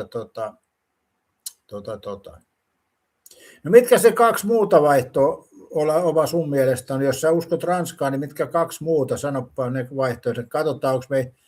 Kun mä sanoin tosiaan tuon Meksikon ja Espanja ja sitten kolmas on mulla avoimena vielä. Ja toki Ranska on yksi mahdollisuus. Mikä sanoit, eikä ruokapöytiin, jos on paikat, niin ei laita suomalaisia ja ruotsalaisia sekaisin. Onko näin? Mä en ole tuommoista kyllä tiennyt.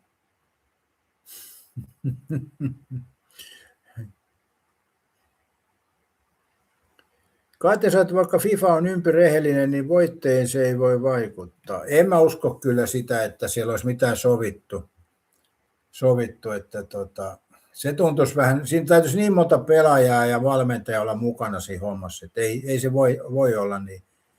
Mutta Ari Korva ei ole viime yönä jakanut vuodetta. Okei.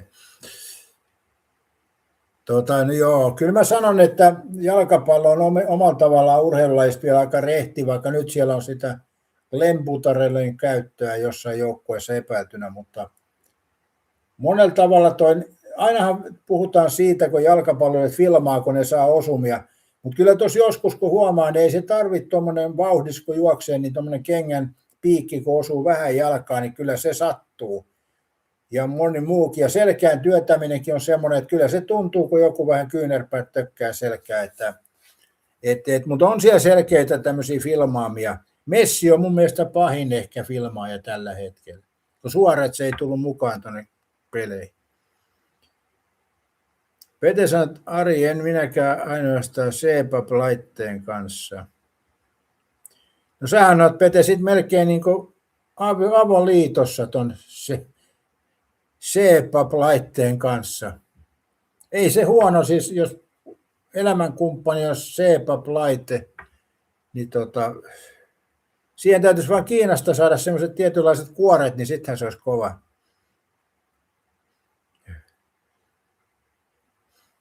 Mika Ranta, Ari kapteenilla on oma hytti. niin.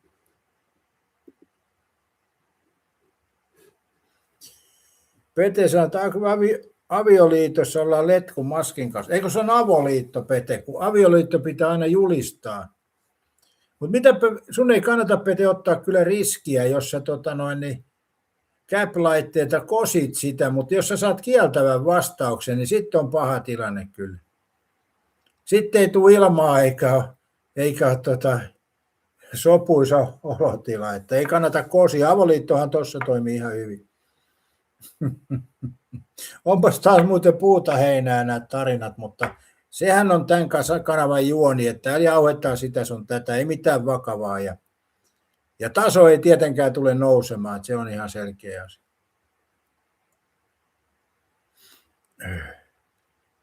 Koska Mia lähti sinne katkolle, mikäs päivämäärä sulla on tuonne katkolle? Onko vielä paljon armon aikaa? Tai miten, onko se armon aikaa vai onko se siis hyvä asia? Mika Ranta kysyy, että Pete, vuotaako vaimosi vai pysyykö nesteet sisään? Joo, se onkin paha tilanne toi. Pete lähtee K-kaupalle ostoksille ja pyytää aikuisten vaippaa ja myyjä kysyy, että minkä kokoisen naiselle, niin Pete sanoi, että ole cap-laitteelle. Oman mielestä hänen suosikkaansa ollut Hollantia on edelleen, mutta Ranskan hyökkäät ratkaisee tänä vuonna Espanja tai Englanti sitten seuraaville sijoille. Ai sä uskot Englantiin ja jokuhan täällä muukin uskoo vielä Englantiin. Jollain tavalla Englannin kirous kyllä, että 66 vuonna voittanut mestaruuden, niin 66, 76, 86, 96, 2006, 16, 26. Siitä on 60 vuotta aikaa, niin kyllä se on tietty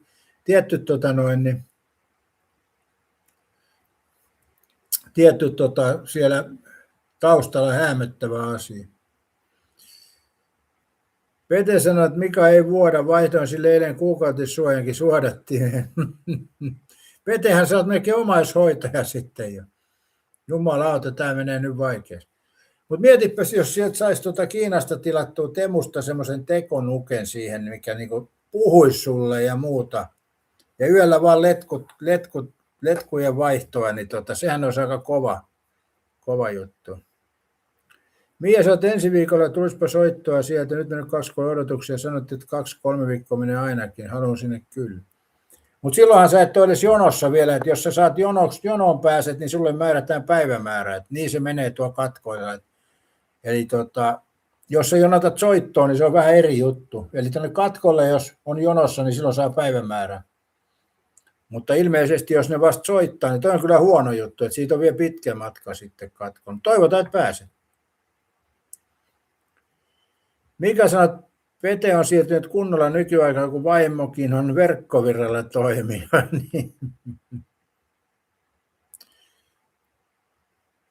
Timpurit raha haisee jo pankkikortissa, kun tulee Norjasta.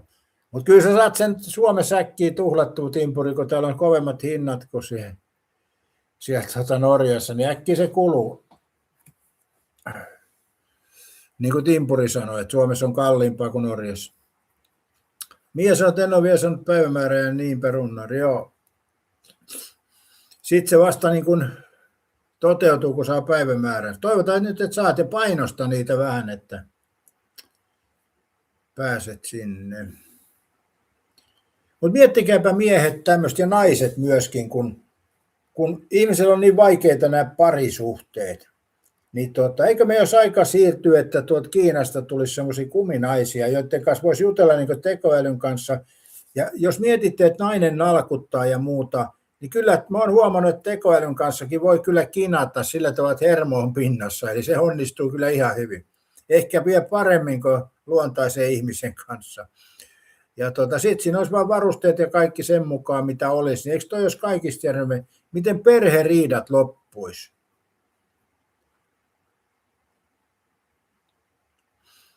Erittäin hyvä, että montako boostia potkupallossa runnarilla on jäljellä.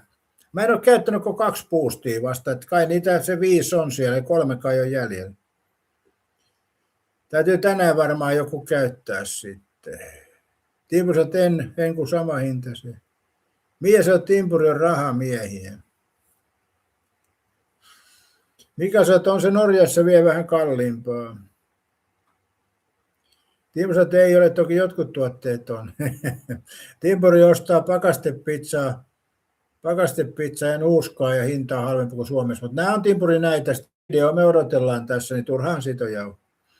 Ei se siitä muutu jauhamalla.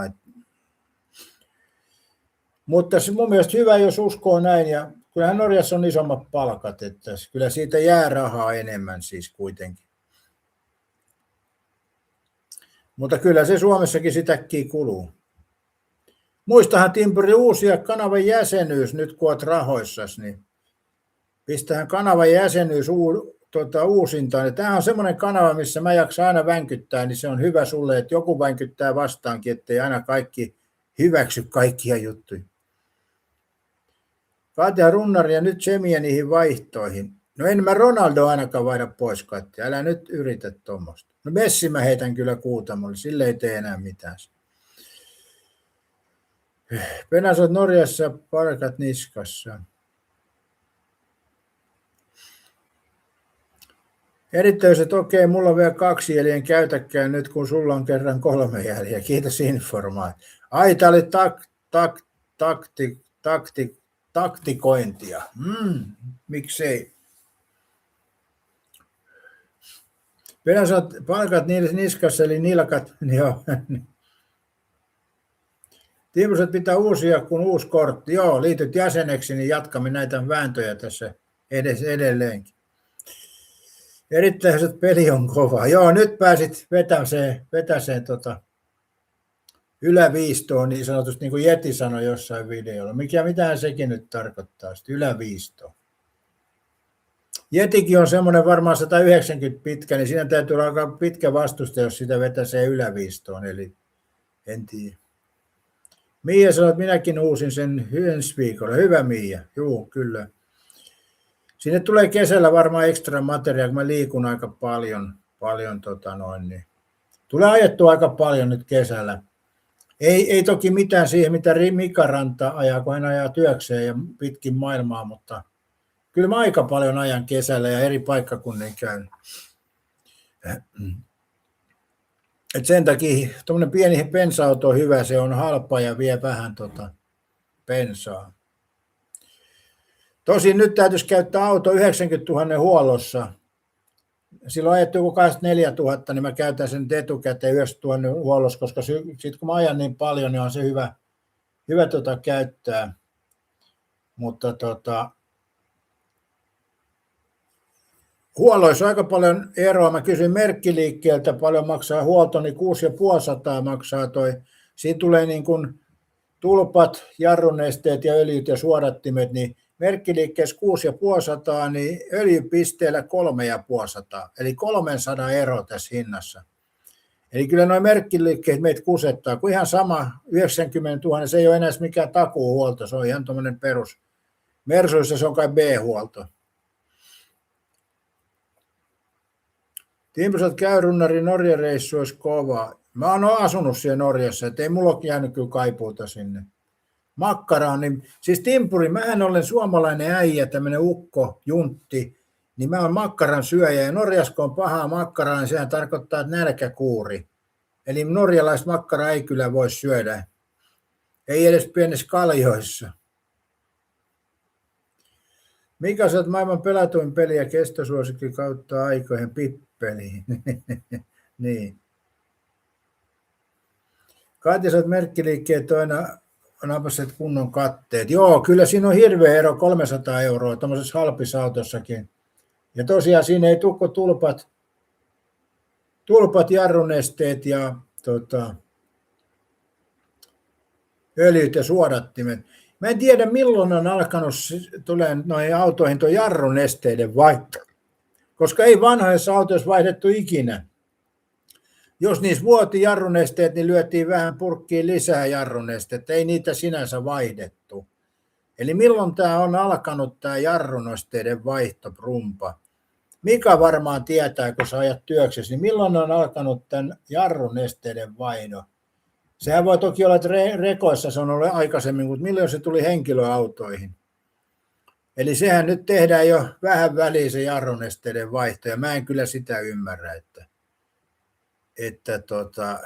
miten, onko ne taas sitten siitä kyse, että nämä jarrunesteetkin on jotain biologisesti hajoavaa, tai tämmöistä, mikä tämä on niin kuin bensastakin pannaan herneitä sekaan, niin tulee 5%, niin onko näissä jarrunesteissä sama juttu?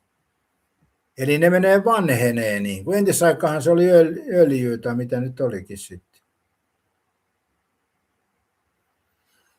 Katja, sä itse pitää käyttää merkkiliikkeelle vielä 6 vuotta, jotta pysyy tuo hybriditakuu voimassa.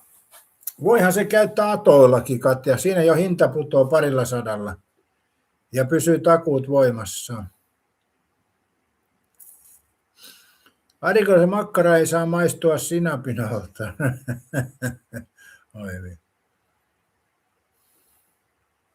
Timpuri on katsonut Mersun pick-upia. Otto sanoi, että kyllä siinä niitä vaihdettiin, etenkin jarrunesteet, jos ne oli mennyt huonoksi, mutta ei säännöllisesti. Niin, totta kai jos on huonoksi mennyt, mutta ei se ollut mikään semmoinen niin kuin huoltoon liittyvä entisaikana.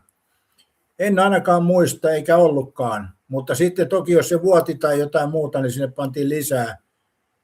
Ja koko jarrunesteen vaihtoja, niin ei semmoisia operaatioita ennen ainakaan tehty. Tietysti jos on jotain vikaa ollut ja muuta, niin sitten on tehty, mutta ei se ollut mikään huoltoon liittyvä asia. Se on tullut joskus, hetkinen, mikähän auto mulla oli tuossa, 2008 oli toi Fordi, minkä ostin uutena. Niin ei siinä kyllä ollut mitään puhettakaan jarrunesteiden vaihdosta. No, toki mä en ajanut sille kovin kauan, mutta mikä olisi ollut aikaisempi joku auto. No mulla ei ollut niin uusia autoja, joo. Timpuri sanoo, 30K ei paha hinta Norjassa. Mika Ranta sanoi, että ei mitään tietoa itsellä asiassa. Joo, jossain vaiheessa se tuli kyllä, mutta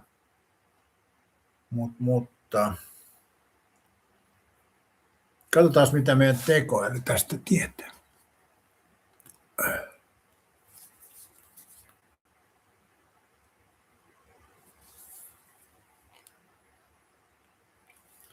Minä vuonna autoihin tuli huolto-ohjelmaan tämä jarrunesteiden vaihto, koska se on aika uusi asia kuitenkin kaiken kaikkiaan. Jarrunesteen säännöllinen vaihtoahi ei ole uusi asia, vaan se tuli autonvalmistajien huolto-ohjelmiin laajasti jo 1970- ja 1980-luvuilla. Muutos liittyi levyjarrujen yleistymiseen ja jarrutehostimien tuloon, jolloin jarrujärjestelmien lämpötilat nousivat ja nesteen laadulla alkoi olla kriittinen merkitys turvallisuudelle. Koska perinteinen glykolipohjainen jarruneste imee itseensä kosteutta ilmasta, on hygroskooppista, se on pitänyt vaihtaa 1-2 vuoden välein jo vuosikymmeniä, jotta neste ei kiehuisi jarrutuksissa ja aiheuttaisi jarrukatoa.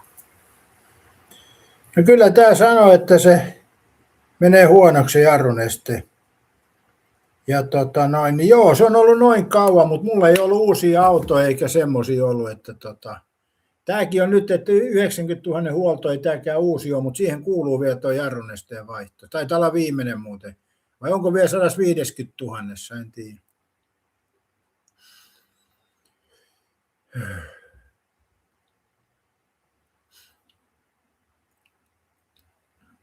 Jossain tekoäly kertoi tuosta jarrunesteestä. Erittäin hyvä, että onpas hyvä patonki. -50% lapulla tietenkin. Sehän on vanhaa patonkia jo sellainen. Patonkia pitää syödä uunituoreen. Muutenhan se on vaan vanhaa leipää. Erittäin hyvin sanoo, että ei siis vielä 60-luvulla, 70-80-luvulla ja toi varmaan 80-luku on varmaan se oikeampi tuossa, koska riippuu autosta tietysti. Katja sanoo, että sanan hybrideissä sitä bensaa pitää käyttää, koska bensa happanee. Samahan se on Katja bensa-autoissa, että bensahan menee pilalle, jos ei sitä aja. Kun siihen on pantu sitä biologista juttua mukaan tätä, että me saadaan se 95%, niin se tekee sen, että jossain oli suositus, että bensa pitäisi käyttää 3 kuukauden sisällä, mutta en mä sitä kyllä usko. Eli kyllä mä uskon, että se bensa nyt ainakin puoli vuotta säilyy hyvänä. Mutta tietysti jos siellä on vanhaa bensaa tankissa ja tankkaa uutta, niin eihän se silloin haittaa. Mutta tosiaan jos tankki pääsee tyhjäksi ja vuoden seikossa ottaa, niin voi olla, että auto ei lähde käyntiin.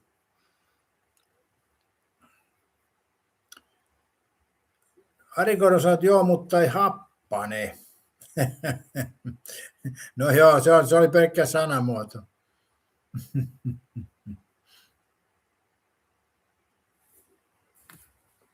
Kysytään tekoälyltä. Ari Korva tää tarkkana kuin porkkana. Voiko bensa mennä happameksi? Kyllä voi. Bensiini vanhenee ja hankaantuu, eli hapettuu seisoessaan yleensä noin 3–6 kuukaudessa. Hapettumisen seurauksena siihen muodostuu hartsaavia ainesosia ja sakkaa, jotka voivat tukkia moottorin polttoainejärjestelmän. Voiko sen kutsua happanemiseksi vai onko väärä sana? Moni käyttää sanaa happaneminen, mutta kemiallisesti kyse on hapettumisesta. Bensiinin vanhentuessa siitä haihtuu herkästi syttyviä osia ja se reagoi hapen kanssa muodostaen sakkaa ja hartsia. Termi happaneminen kuvaa kuitenkin hyvin ilmiön lopputulosta käytännössä. Siinä kuulit, Ari Korva. Happaneminen kuvastaa ilmiötä käytännössä. Tuossahan se tuli bensan kelpoisen 3–6 kuukautta. Katja sanoi taas hetkinen koille sapuskat. Pekka Vesala on Ranskassa istunut katukahvilassa. Vastapäätä oli kauppa, jossa pihalla korissa oli pystyssä patongit. Kulkukoira kävi nostamassa jalkaa koriin. Muija tuli kaupasta, nappasi kainalot patongit. Mika Ranta sanoi, että menee monen vuoden aikana tahnaksi. Et ollut, Ari Korva, oikeassa, olit täysin väärässä. Tekoälyn mielestä voi happaneminen nimenomaan kuvata tuota hapettumista.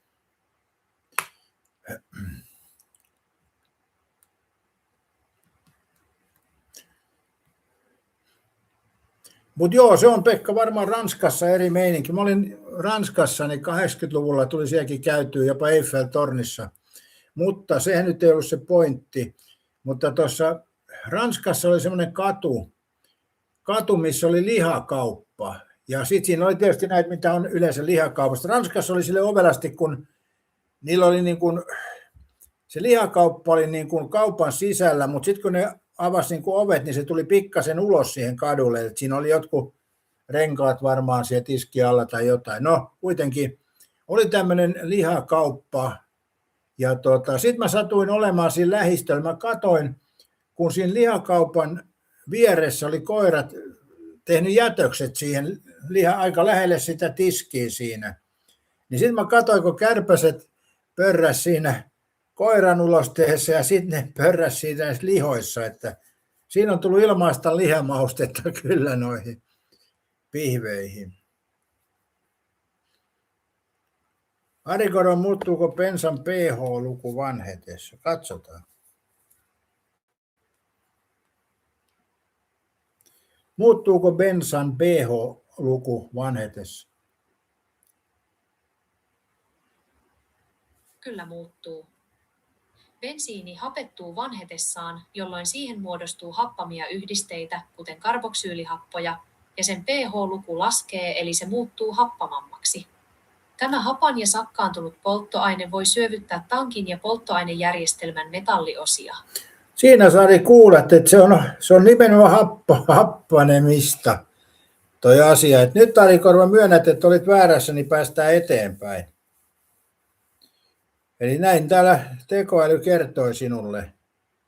Happamia yhdistöitä vanhetessa muodostuu, se happanee. Muuttuu happamaksi. pH-luku laskee, eli muuttuu happamaksi. Ei tämän selvemmin tätä voi Ari Korva sanoa.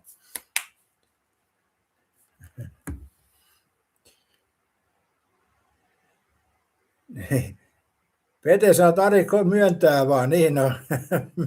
Päästään eteenpäin, Ari Korva, kun myönnät vaan, että kyllä se happanee. Korvarisen Katja oli oikeassa, minä väärässä.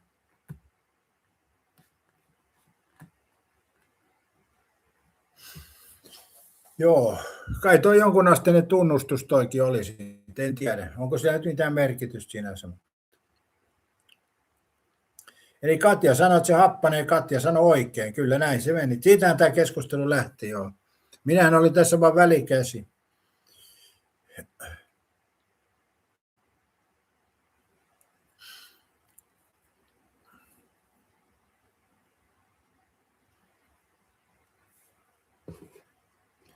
Mutta en mä tiedä, siis tätä nyky-Suomen ruokakulttuuriikin voi tätäkään enää kirkossa kuuluttaa, että kyllä meillä on vähän sama juttu näissä ruokapaikoissa, kun mä vähän ihmettelen sitäkin, kun Suomessa Jos suomalainen laittaa, kantasuomalainen, laittaa ruokapaikan, niin kauheat terveystarkastajat ja elintarvikepassit ja kaikki pitää olla kunnossa.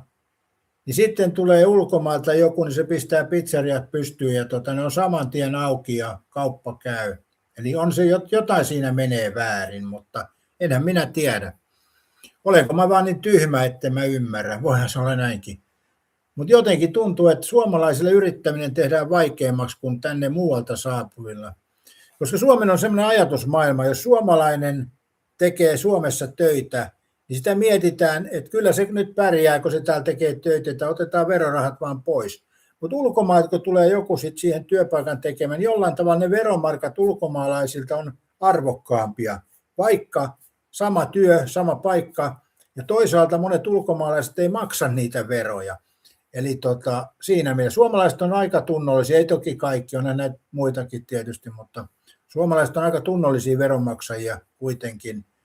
Niin sitten siinä suositaan semmoista henkilöä, joka ei ole tunnollinen verrattuna siihen, kuka olisi tunnollinen.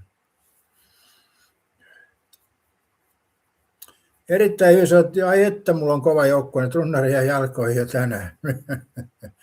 Onnea ja menestystä, erittäin hyvin sanottu. Ari Korvalle ei pensa vanhene. Etkö säkin, Ari Korva, ole sähköautoukko jo? Etkö se on jo siirtynyt 2000-luvulle?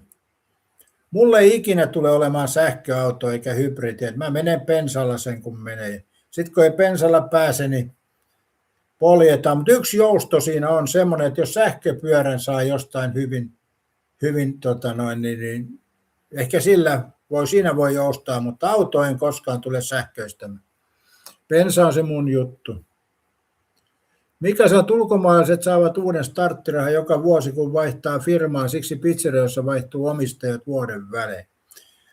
Se on totta, ja lisäksi ei tarvitse eläkemaksuja maksaa, kun on aloittelua yrittäjä, niin on hyvin alhaiset nämä ensimmäiset 2 vuotta. Suomalaiset ei vaan osaa tämmöistä, että suomalaiset ei viitti tämmöistä hommaa tehdä. Että suomalaisilla on se, kun ne rupeaa yrittämään, niin on tarkoitus jatkaa sitä loppuelämänsä. Näinhän se menee.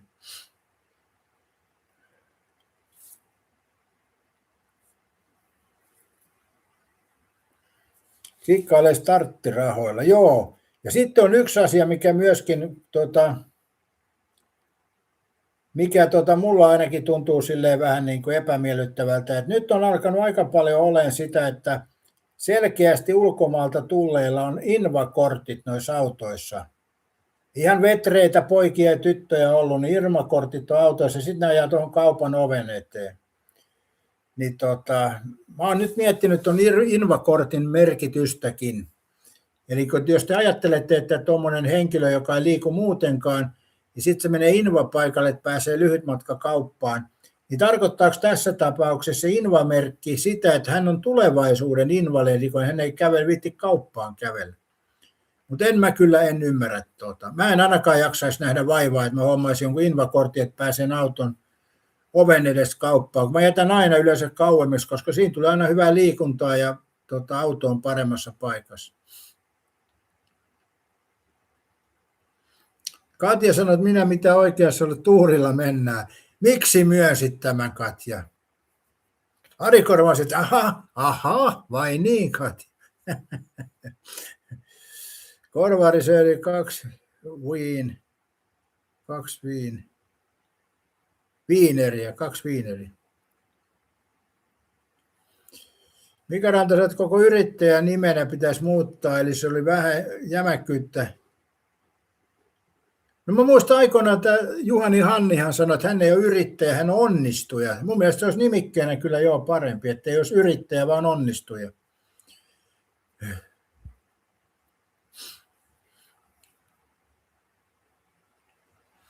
Ari Korval sanoi, että mitäs tänään syötäisiin? No makkaraa tietysti, ei kai siinä muuta vaihtoehtoa. Niin Karpo teki jakson, missä pisti vaijeriin noihin rullatuorinkin vaijerilla, joo.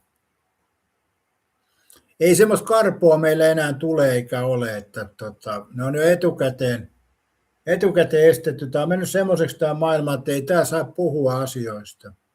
Timpuri, muistakaa yläpeukut. Juuri näin, Timpuri. Muistakaapa yläpeukut, arvoisat katsojat. 43 katsojaa paikalla ja 18 yläpeukkua, mikä on mun mielestä kyllä nyt ihan hyvin tänä aamun lähetyksen. Mikäs päivä? Lauantai. Eli kiitos näistä yläpeukkuu, mutta kyllä siihen muutama vielä mahtuu. Ja Timpurikin pistää yläpeukkuun, vaikka me aina ollaan vähän eri mieltä, mutta se on mun mielestä tämän lähetyksen suola, että täällä voi olla eri mieltä, ei ole pakko olla samaa mieltä. Se on lähetyksen suola. Eli Timpuri ei mielistele meikäläistä eikä meikäläinen Timpuriin, niin se on aika hyvä keskustelu sinänsä kyllä. Järjenään sanoi, että tein just 11 tuotteen vertailun Norjan ja Suomen hintojen välillä. No teikö se siitä videon?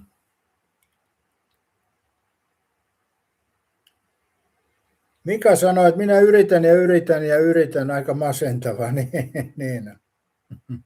Erittäin hyvin sanoi, että liukautti ensimmäisen peukun. Muistitko hypettää myös? Semmoinen vaihtoehtokin on tuossa kyllä, joo. Tänään kyllä pitäisi pikkuhiljaa alkaa tämä tukka ajamaan ja varta. Kyllä tämä mukavasti on harmaantunut. Mutta en mä tiedä, 70 rupeaa kohta oli. No tänä vuonna tulee tuo 69, että kohta 70, että kyllä tässä niin tukka saa vähän harmaantukin, ei siinä mitään. Mutta aika kauan se on kestänyt kyllä, että on pysynyt.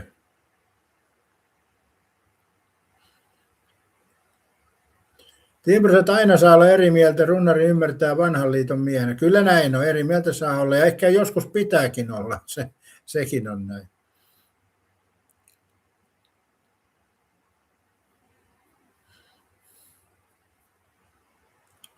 Tällä hetkellä oli hypetystä, okei joo. En tiedä vaihtui tuo aamun lähetys, kun se ei toiminut, niin. Katso, tukka on mintissä, partaa voi vähän ajella. Mika hypetti 10 sekuntia peukun lisäksi, hyvä. Tässä on muuten tällä tämä tukka, kun miehillä on monesti se, että jos ne tulee nuorena kalju, niin se tuntuu pahalta. Niin kyllä mä sanoisin näin, että se kalju on aika käytännöllinen kyllä. Eli siinä jos vaan muistaa vedellä vähän sivusta noin pois, niin se on aika käytännöllinen verrattuna tähän, kun tämä on siis aina kuin petolinnun perse, ja sitten tämä menee vanhetessa niin vähän ohueksi, niin tämä on hankalampi leikkaakin. Eli kyllä kalju on käytännöllisemmin kuin tämmöinen tukka tuo päällä. Mä oon sitä mieltä kyllä.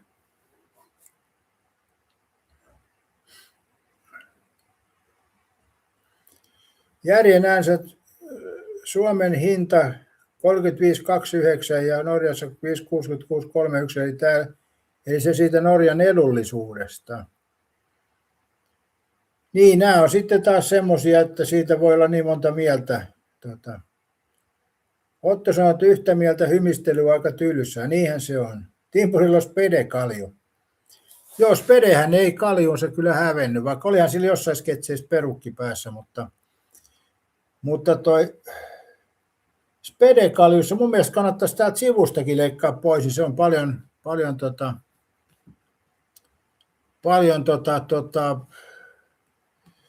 naiset tykkää tuommoisista kaljuista, joilla on koko kalju. Sitten jos on se spedekalju, niin mä luulen, että se kiinnostus vähenee aika nopeasti, että siinä on vähän eroa kyllä, joo. Ja Timpuri, vedät nyt koko pään kaljuksi ja sitten tuonne niskaan otat Norjasta tatuoinnin ja niin edespäin. Niin sitten kun tulet seuraavalle lomalle Ouluun, niin ei tarvitse etukäteen sopia rehvejä, niitä tulee sopimatta sitten.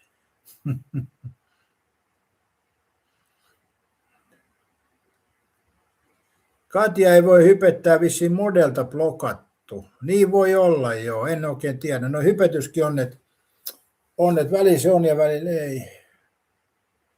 Ari Korvalle on tulossa Pelle Hermanni kalju. Niin se on tuossa pedekalju, onko se sama? Timpusat siis leikkaa aina pois, okei. Pelle Hermanni kalju tulossa. sanoisin, että koko kalju on aika käytännöllinen kaiken kaikkiaan. Että. Mä muistan pentuna, kun oli koulussakin, mulla oli semmoinen kihara, paksu tukka, niin opettaja sai siitä aina niin saatana hyvin kiinni, ei päässyt karviin. Siinä mielessä, jos se ohut tukka olisi ollut hyvä, niin se ei ole saanut kiinni, mutta kun paksu tukka, niin sai niin hemmetin hyvä otteen siitä aina. Eli se oli opettajan myönteinen tukka, oli nuorempana, ja aika usein siitä otettiin kiinni. Sen takia se on varmaan venynyt täältä päältä, kun sitä on revitty koulussa niin paljon. Pete sanoi, että Arilla siis otsatukka pakenee taaksepäin.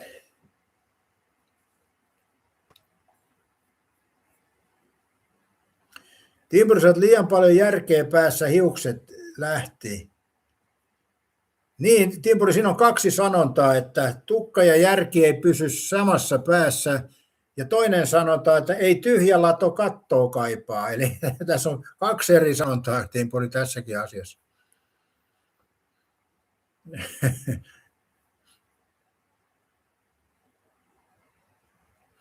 Ja sitten on vielä 3. tuohon liittyen. Tukka ja järki ei pysy samassa päässä ja ei tyhjä lato kattoo kaipaa.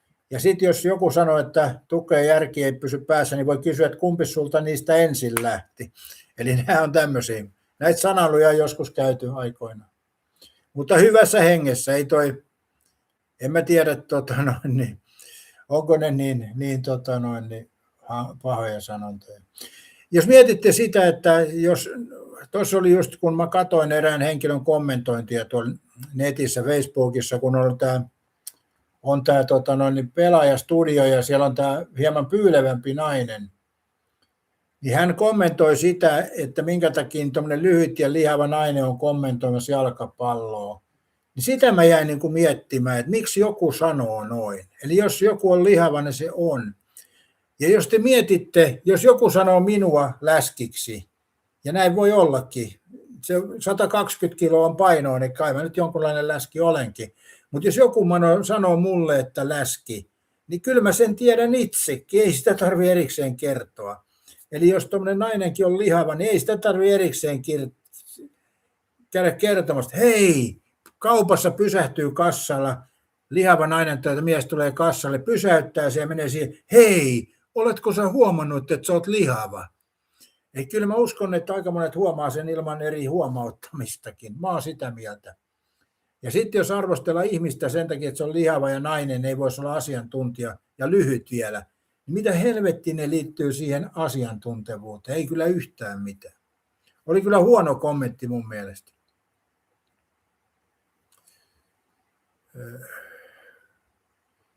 Petri Houdla kysyi, Ari vai Hulk Hogan kallio?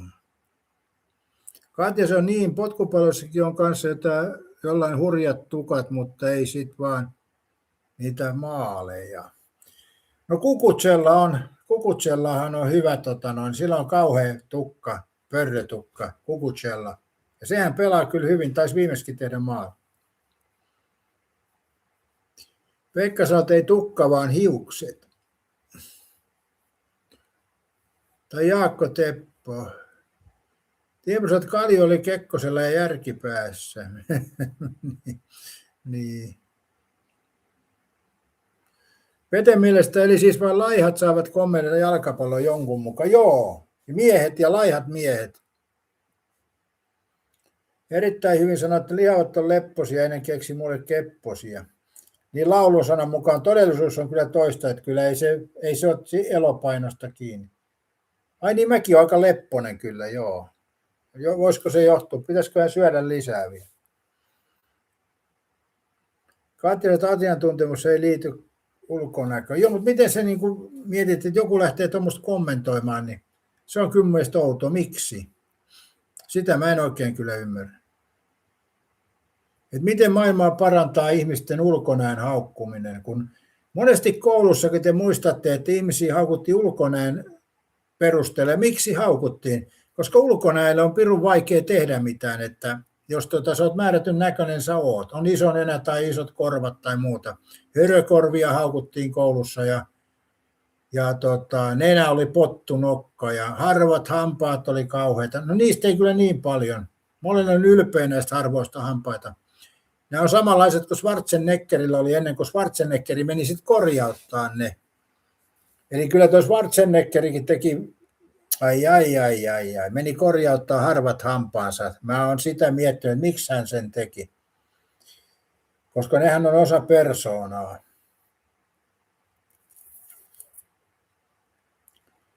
Korvaari sanoi, että aamulla katsoin peilistä, että minkä kädetön läski siihen rimpuilee. Timrosat Gorbatsovilla kans Venäjän viisaan mies. Katsotaan, että se on vassari toimii. Persut ei haukut toisiaan. En mä usko, että se on puoluejuttu toi. En mä usko, Katja, kyllä. Kyllä siellä sisäpiireissä paukkuu siellä. Mun mielestä toi Soinikin on arvostellut ihmisiä, mutta ei se nyt näin perusteella, koska se on vähän jäävisiä, mutta kuitenkin. En mä usko, Katja, noin. Toi on taas sitten tuommoista asiaa, mitä on vaikea todentaa. Että ei se vaadi mitään puoluekantaa, jos ihmiset haukkuu, eikä puoluekanta estä sitä. Että nämä on tämmöisiä. Siinä on vaan käynyt, Katja, sillä tavalla, että oma mielipide on sanottu ääneen. Eli me ihmiset ollaan semmoisia, että me muodostamme mielipiteitä eri asioita, mutta emme läheskään kaikkea sano ääneen.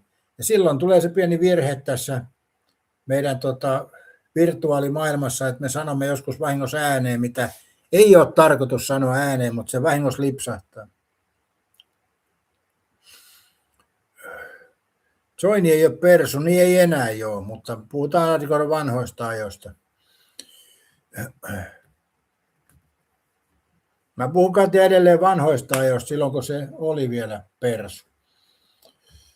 Eli eihän nykypäivän tilanteesta. Mä en tiedä yhtään, mitä se puhuu, missä se puhuu. Mä oon katsonut, ei tule silleen missään nenän eteen. Mä en tiedä, onko se edes hengissäkään enää.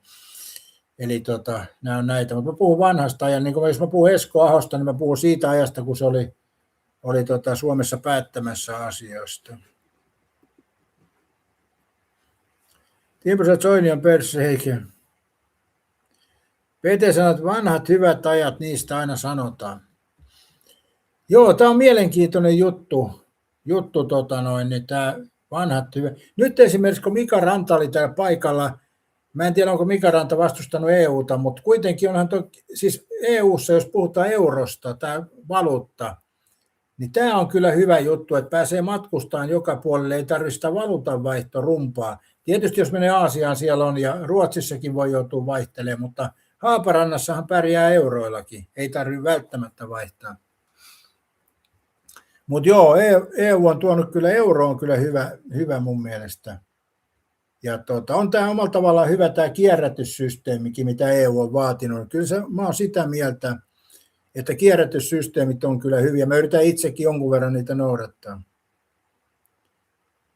Timpuri sanoi, että 80-luku taisi olla parasta aikaa Suomessa. Kyllä se näin, Timpuri, on. Mä muistan hyvin kyllä, että se oli vielä nousukausi, että raha tuntui olevan poskettomasti, mutta siinä oli se kääntöpuoli sitten, kun sitä rahaa veisteltiin niin sanotusti ilman perusteita, niin sitten se kaatui valtion ja pankkien ja ihmisten niskaan. Ja pankithan kusetti asunnot ja muut.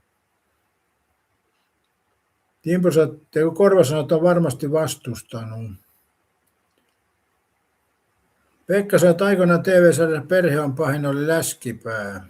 Mutta se Läskipäähän sen poika teilasi sen Läskipään. Että näin kävi siinäkin todellisuudessa. Eli niin, joo, Läskipään poika teilasi ton Läskipään. Kai se oli joku huumejuttu tai joku tämmöinen. Petri Hourula sanoi, että Pete vastusti äänestämällä EUta. Moni täällä sätissä ei ole voinut tehdä, koska eivät ole silloin äänestysikäisiä. No kyllä tässä satissa on vanhempaa porukkaa, että tämä ei ole nuorten kanava kyllä. Kyllä mun mielestä sanoisin, että täällä on niin kuin varttunutta porukkaa. Otto sanoi, että Soini hienot haukkunut sen jälkeen, kun on eronnut puolueesta. Ei se ole kovin paljon omalla puheenjohtajakaudella haukkunut, en muista ainakaan. Katja sanoi, että mikä kierrätyssysteemi, Suomihan sen kehitti ja nyt EU yrittää vesittää, sen pitäisi olla erilainen pullonkierrätys. No Katja, nyt ei puhuta pullonkierrätyksestä, vaan yleisesti tästä jätehuollosta. Katja vetäisi taas niin mutkat suoraksi tässä. Onhan tämä EU kehittymä, tämä jätteiden käsittely, ei se ole Suomen kehittämä. Pullojärjestelmä on sitten eri juttu taas. Eli kyllä tämä niin kierrätys ja lajittelu niin on EUn perua ja mun mielestä se on hyvä asia.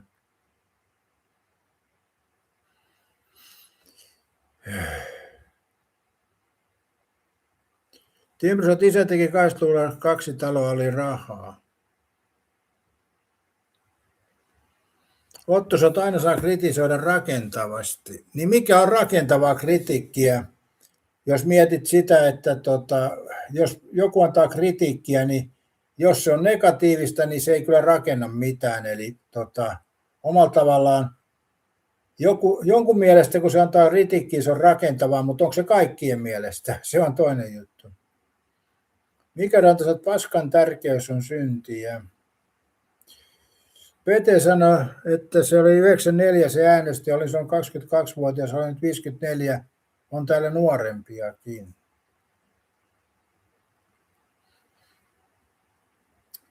Katja sanoi, mikä sekö, että Suomeen tuodaan Italian jätteet poltettavaksi ja jättimäinen kärpäsongelma Loviisassa? No tossahan on Katja Suomen hallitus ollut tuossa päättämässä tuota asiaa ja ei se nyt liity siihen EUn, siihen roskan kierrätysjuttuun, nämä on eri juttuja. Eli nyt kun Katja sitä kokonaisuutta katsot, sä kaivat sieltä semmoisia yksityiskohtia, mitä sun mielestä on huonoja, mutta kyllähän tämä EU-direktion mukaan jätteiden käsittely suoritetaan ja omalla tavalla myöskin tuolla navetoissa ja muissa niin eläinten hyvinvointia se on myöskin parantanut. Että nämä on selkeitä, mutta mikään järjestelmä ei ole täydellinen. Katos Mariana Arviin, mukavaa päivää ja tervetuloa kanavan jäseneksi. Täällähän on melkein ruuhkaa, kun Timpuri ja Miakin on liittymässä. Niin Otto, saat antaa siihen vaihtoehtoisen ratkaisun siihen ongelmaan.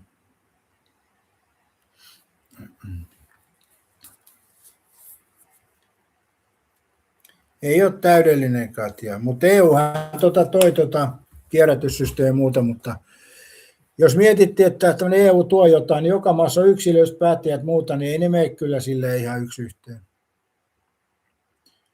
Korvaari sanoi, että ihan uusia kärpäslajeja, tauteja makaronimaasta. Mutta muista se Ari Korva, että siitä jätteestä tehdään myöskin kaasua, millä ajelee autot ja rukit ja muuta, että kaikessa on puolensa. Marja, saat heti puskea mainoksia. Hyvä. Katja Runnarille pitää pistää vastaan. No kyllä mun mielestä EUn hyvin paljon eurokolikot ja sitten tämä jätekierrätysjuttu. Mä en tiedä sitten tuo maataloilla, se tekee aika paljon byrokratiaa, mutta kyllähän noita eläinten olot on EUn myötä hieman parantunut. Kiistätkö Katja tämän? Ja sitten taitaa olla EU-juttu sekin, että joutuu koirat rekisteröimään. Eikö sekin ole, Katja, ihan hyvä juttu? Mitäs mieltä sä oot? Korvaariset voitaisiin tehdä Italiassa.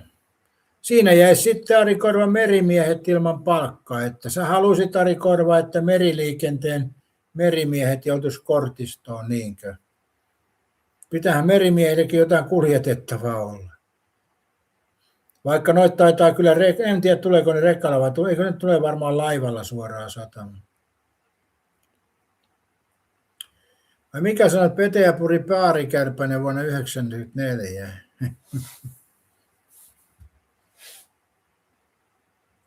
Eikö mehän juteltiin Mika Ranta tässä yhdessä lähetyksessä, että niin, mitenhän se meni, niin Danilla oli keikka siihen aikaan, kun vähän ennen kuin Pete syntyi Kemissä, niin mehän todettiin, että Pete olisi ton Danin salainen jälkikasvu, että Dani oli keikalla siihen aikaan, kun Pete sai alkunsa Kemissä, niin kyllä vahva epäilys jäi siihen, että Pete olisi Danin poika.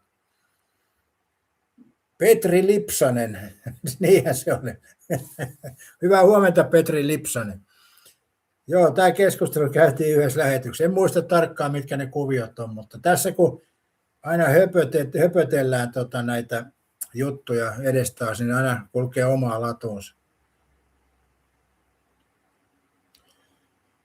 Katja sanoi, ruokarekisteri ja Kennelliitossa olevat koirat, en todellakaan kannata tuota rahastusta.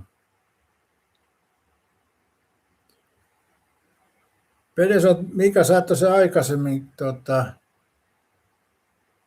jo purasta. Ja Petes on 71 syksyllä lokakuussa.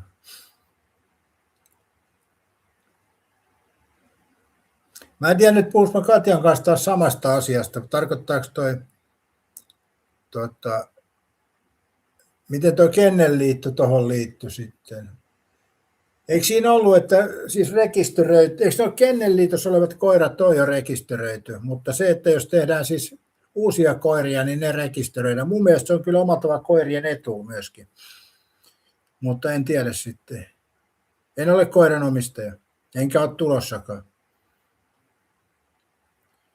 Mika Ranta, joo, on jo 7x7 Pete Dännyn potrapoika, joo, Petri Lipsan. Mutta eli periaatteessa silloin, jos tehdään tämmöinen sirutusta, niin koirillahan voi olla niin sanottu terveystarkastus myöskin, mikä ihmisilläkin jollain tavalla on, vaikkei se nykypäivänä kyllä taida toimia. Eli meillä on semmoinen yhteiskunta tällä hetkellä, että esimerkiksi jos me puhutaan kolesterolilääkkeistä, niin jos lääkäri saa päähänsä, että sulla tarvitsisi olla kolesterolilääkkeet, ja miksei saisi. Nythän ne pitää jo normaalina kolesteroliarvolla 1,2, mikä on ihan naurettavaa. Kyllähän suomalaisen miehen normaali kolesterolihipoosia 4-5, näin se vaan on. Ja hyvin on suomalaiset miehetkin, jotka elää 90, no kuitenkin. Niin nythän on semmoinen juttu, että jos sulle yritetään määrätä kolesterolilääkkeet, niin sulle löytyy aikaa käydä parin viikon välein verikokeessa. Lääkäri tekee määräyksen verikokeisiin menosta parin kuukauden välein, jos ne yrittää sulle työntää kolesterolilääkkeeltä.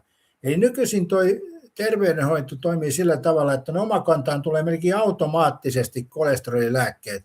Ei ole mitään puolen vuoden seurantaa eikä muuta. Sä menet lääkäriin, se mittaa ja se sanoo, että sulla on vähän koholla kolesteroli, pannaanpa lääkitys ja omakantaan tulee lääkitys. Ja jotkuhan sen toki ottaa, kun lääkäri pitää uskoa.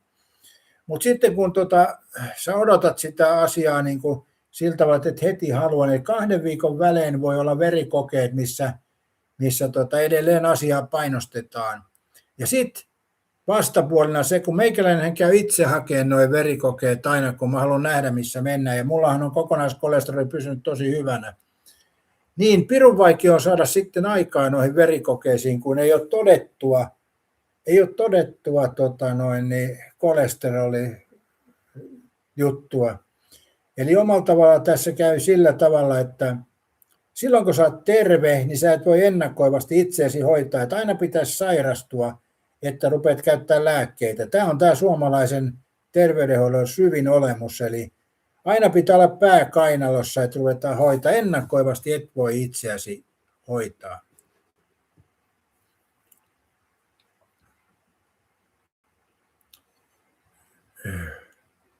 Vetää jääkaappi. Ja Mika Ranta sanoi, että Petellä on 25-vuotiaita äitipuolia nykyn. Pete osaa pelata nämä pelit oikein. Pete sanoi, että Pehrinkö odotan, olisiko se Helmi. Pete saa faijaltaan perinnöksi Helme. No joo, nyt. No joo, periaatteessa eihän hän ole Petelle sukua, hän on äitipuoli, joo, kyllä.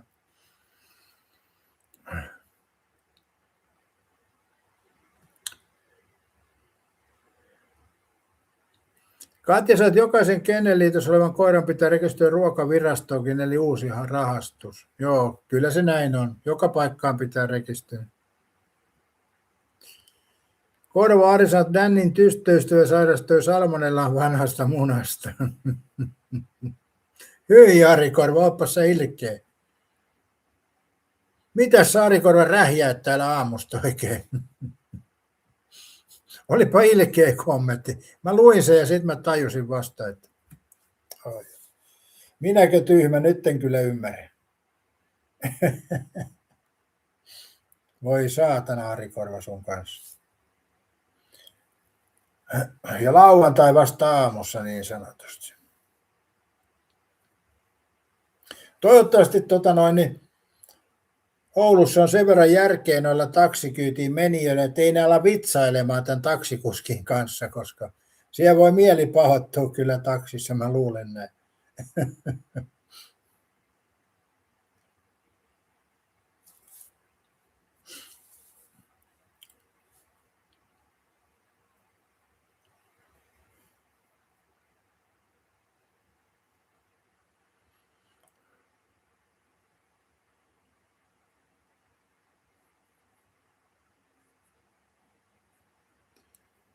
Katsot Helmiä haastattelu kiertäjä kaatorit, onko suhdetta tänne kanssa vai eikö? Niinhän se on, eihän se sanot. Selvä, se on siis niin selvä juttu, että miksi sen pitäisi edes myöntää, en mä tiedä. Sehän oli aikoina Armin kanssa sama juttu, että ei ollut mitään semmoista salasuhdet, ne oli vain työtovereita, mutta jälkikäteen kyllä siellä on kettu käynyt kolossa vähän useamman kerrankin, että näin se vaan menee. Onhan se selkeä. Danillä ei ole mitään naispuolista seuraa muuta kuin toi Helmi, niin en mä usko, että ne pasianssia pelaa hotellihuoneessa. Toki toi Dani on sen ikäinen, ettei varmaan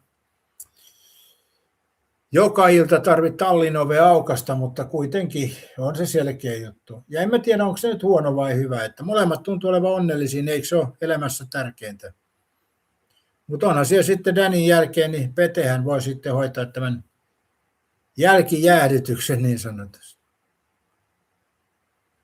Mika Ranta sanoi, että ei ole rahan takia, Danni on sarmantti mies. Toi on mikä muuten kaksipiippunen juttu. Eli se ei välttämättä, no tietysti kyllä mä luulen, että rahalla merkitystä on, mutta se ei välttämättä ole se ykkösjuttu, että tuo kuuluisuus on myös semmoinen, että jos te mietitte aikoinaan, kun oli tämä Matti Pellonpää, mikä siis oli täysalkoholisti, Kalvadosta veti ja rahat oli aina loppu, niin aina sillä oli keikan jälkeen naisia jonoksi asti ja se oli vissi yli 20 kertaa meni kihloihinkin. Pellonpää oli semmoinen hätäinen, kun se oli baarissa, niin se kihlautui heti varmistaen tällä tavalla jonkinasteisen tuttavuuden naisen kanssa, mutta siinä ei kyllä rahasta ollut kyse, eikä varmaan ulkonäöstäkään. Eli se oli vaan tämä kuuluisuuden glamoria. Danilla on vähän sama juttu, että se on kuuluisa, niin kyllä siinä naisia on ilman sitä rahaa. Toki se on sivutuotteena siinä sekin. Ja sitten tietysti, että pääsee laulaa ja kuuluisaksi. Että näinhän se.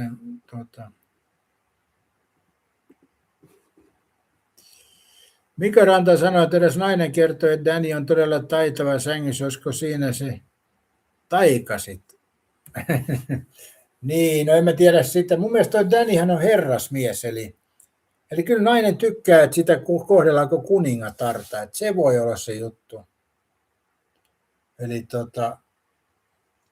että kyllähän me jokainen tiedetään miehet, kun naisten kanssa pelailee jonkun aikaa, niin kyllähän siitä tietty rutiini tulee siihen, mutta mikä se sitten on se taitavuus, on eri juttu taas.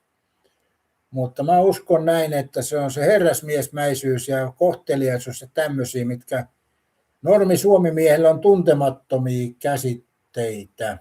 Eli kyllä se näin on.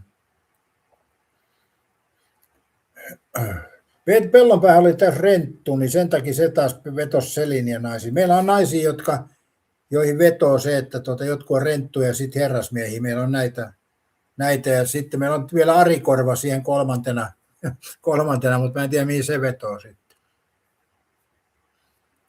Ari Korva on sarmantti, mutta köyhä, niin eipä ole helmä. Niin mä meinasin, että Ari Korva on vielä poikkeus tässä sitten, että on sarmantti, mutta ei köyhä.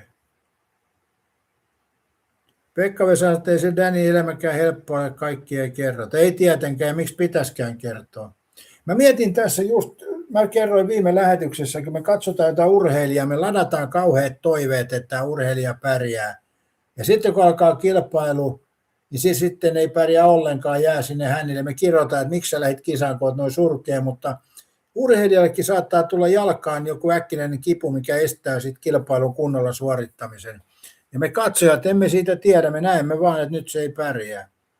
Eli tämä rinnejuoksija on yksi semmoinen kanssa, että se kun väli lähtee terhakkana juokseen, niin sitten se ei vaan yksinkertaisesti eväät loppu alkumetreille, niin me katsojat emme tiedä, mitä siinä on taustalla. Siinä voi olla paljon asioita taustalla.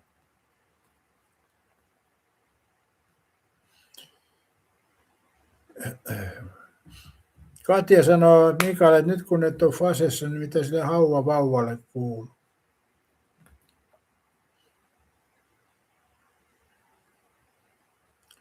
Mika sanoo, että mitä hauvaa tarkoittaa, että ne on vaihtunut vähän. Vauva.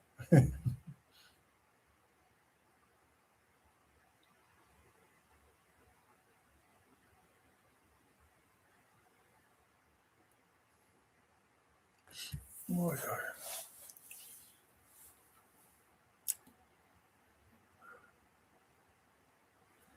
Timpurissa Oulun koneessa oltiin Dannin kanssa mukava jutella 2008.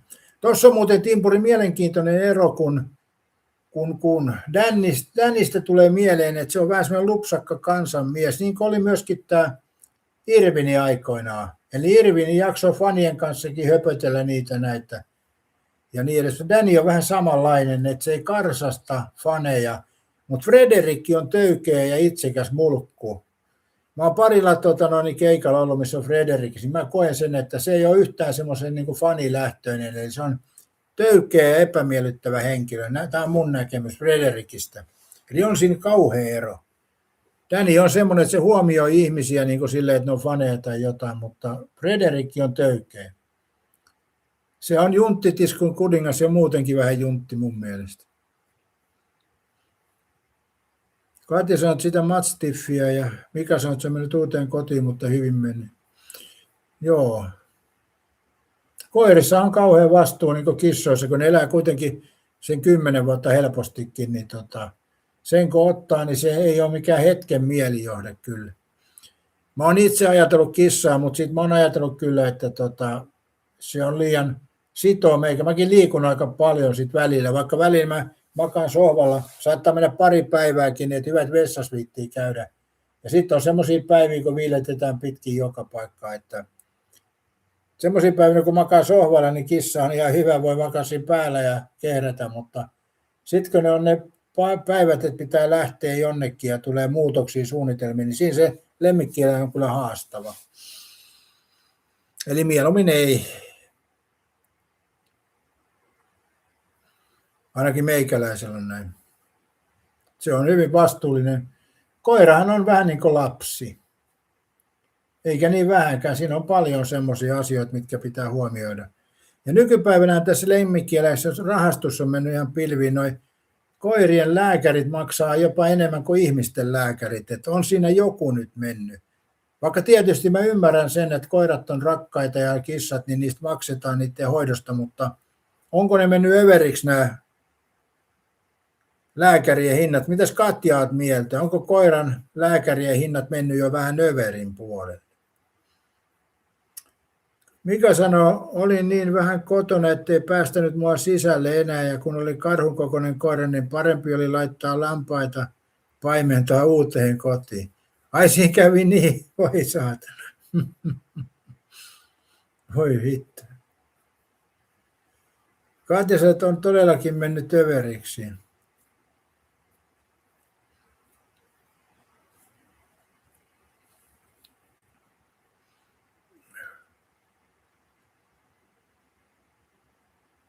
Joo, toi on kyllä mielenkiintoinen toikin toi koira juttu. Meillä oli aikoinaan niin meillä oli semmoinen mopsi, mikä oli meillä aika kauan kyllä. Se eli tosi vanhaksi toi Pia mopsi, kunnia hänen muistolleen. Joo, siis meillä oli semmoinen Pia mopsi, mutta se ei ollut niin varsinaisesti mulla, vaan se oli tuolla kämpällä, missä mä aina väliin kävin ja kävin sitä ulkoiluttaa ja muuta. Ja sitten kävi niin, että mä olin pitkän aikaa pois, varmaan vuoden verran, ja sitten sinne Broidi oli ottanut sinne kämpille Seeferin, ja se Seeferi oli siellä kämpällä, ja sitten mä yksi kerta tulin sinne kämpälle ja avasin oven, ja siinä oli sitten ovensuussa oli Seeferi hampaat irvessä murisi. Mä ajattelin, että mitä helvettiä. En tiennyt, että siellä on tämä Seeferi. Ja se ei päästänyt mua sisälle kyllä millään, eli se pisti hanttiin eikä antanut tulla. Mä yritin monella tavalla luikkia, oos nyt siinä ja kauhean murina ja hampaiden näyttöjä. No, sitten sieltä tuli se mopsi sieltä takaa ja tuli häntä heilu ja mopsihan silleen tervehti iloisesti ja muuta. Ja ei siinä mitään. Sitten se mopsi tuli mun luo, mä silitin sitä ja voi ja miten se on ja näin edespäin, niin se susikoira katteli tai seeferi katteli siinä vähän aikaa ja lopetti murinan. Eli se koira ymmärsi, että toi tunteeton, toi pienempi koira. Ja päästi mut sitten sisään ja mä menin sitten jääkaapille ja siellä oli jotain lihapullia, annoin sitten molemmille niitä ja sitten seuraavana päivänä käytiin jo sitten seeferi ketjun päässä ulkona että näin se meni. Eli pikkukoira hoiti tämän homman, että se tunnisti mut. Että aika mielenkiintoinen juttu.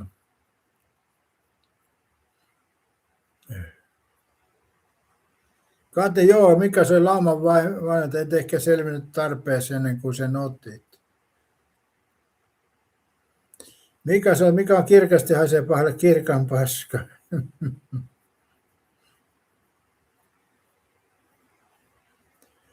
Emäntää suojeli ei pelkästään eikä koko taloa. Niin, se on näin joo, kyllä noin koirat on sellaisia kyllä, että mutta kyllä ne sitten kun ne tunnistaa niin äkkiä, niin sitten se ilme muuttuu.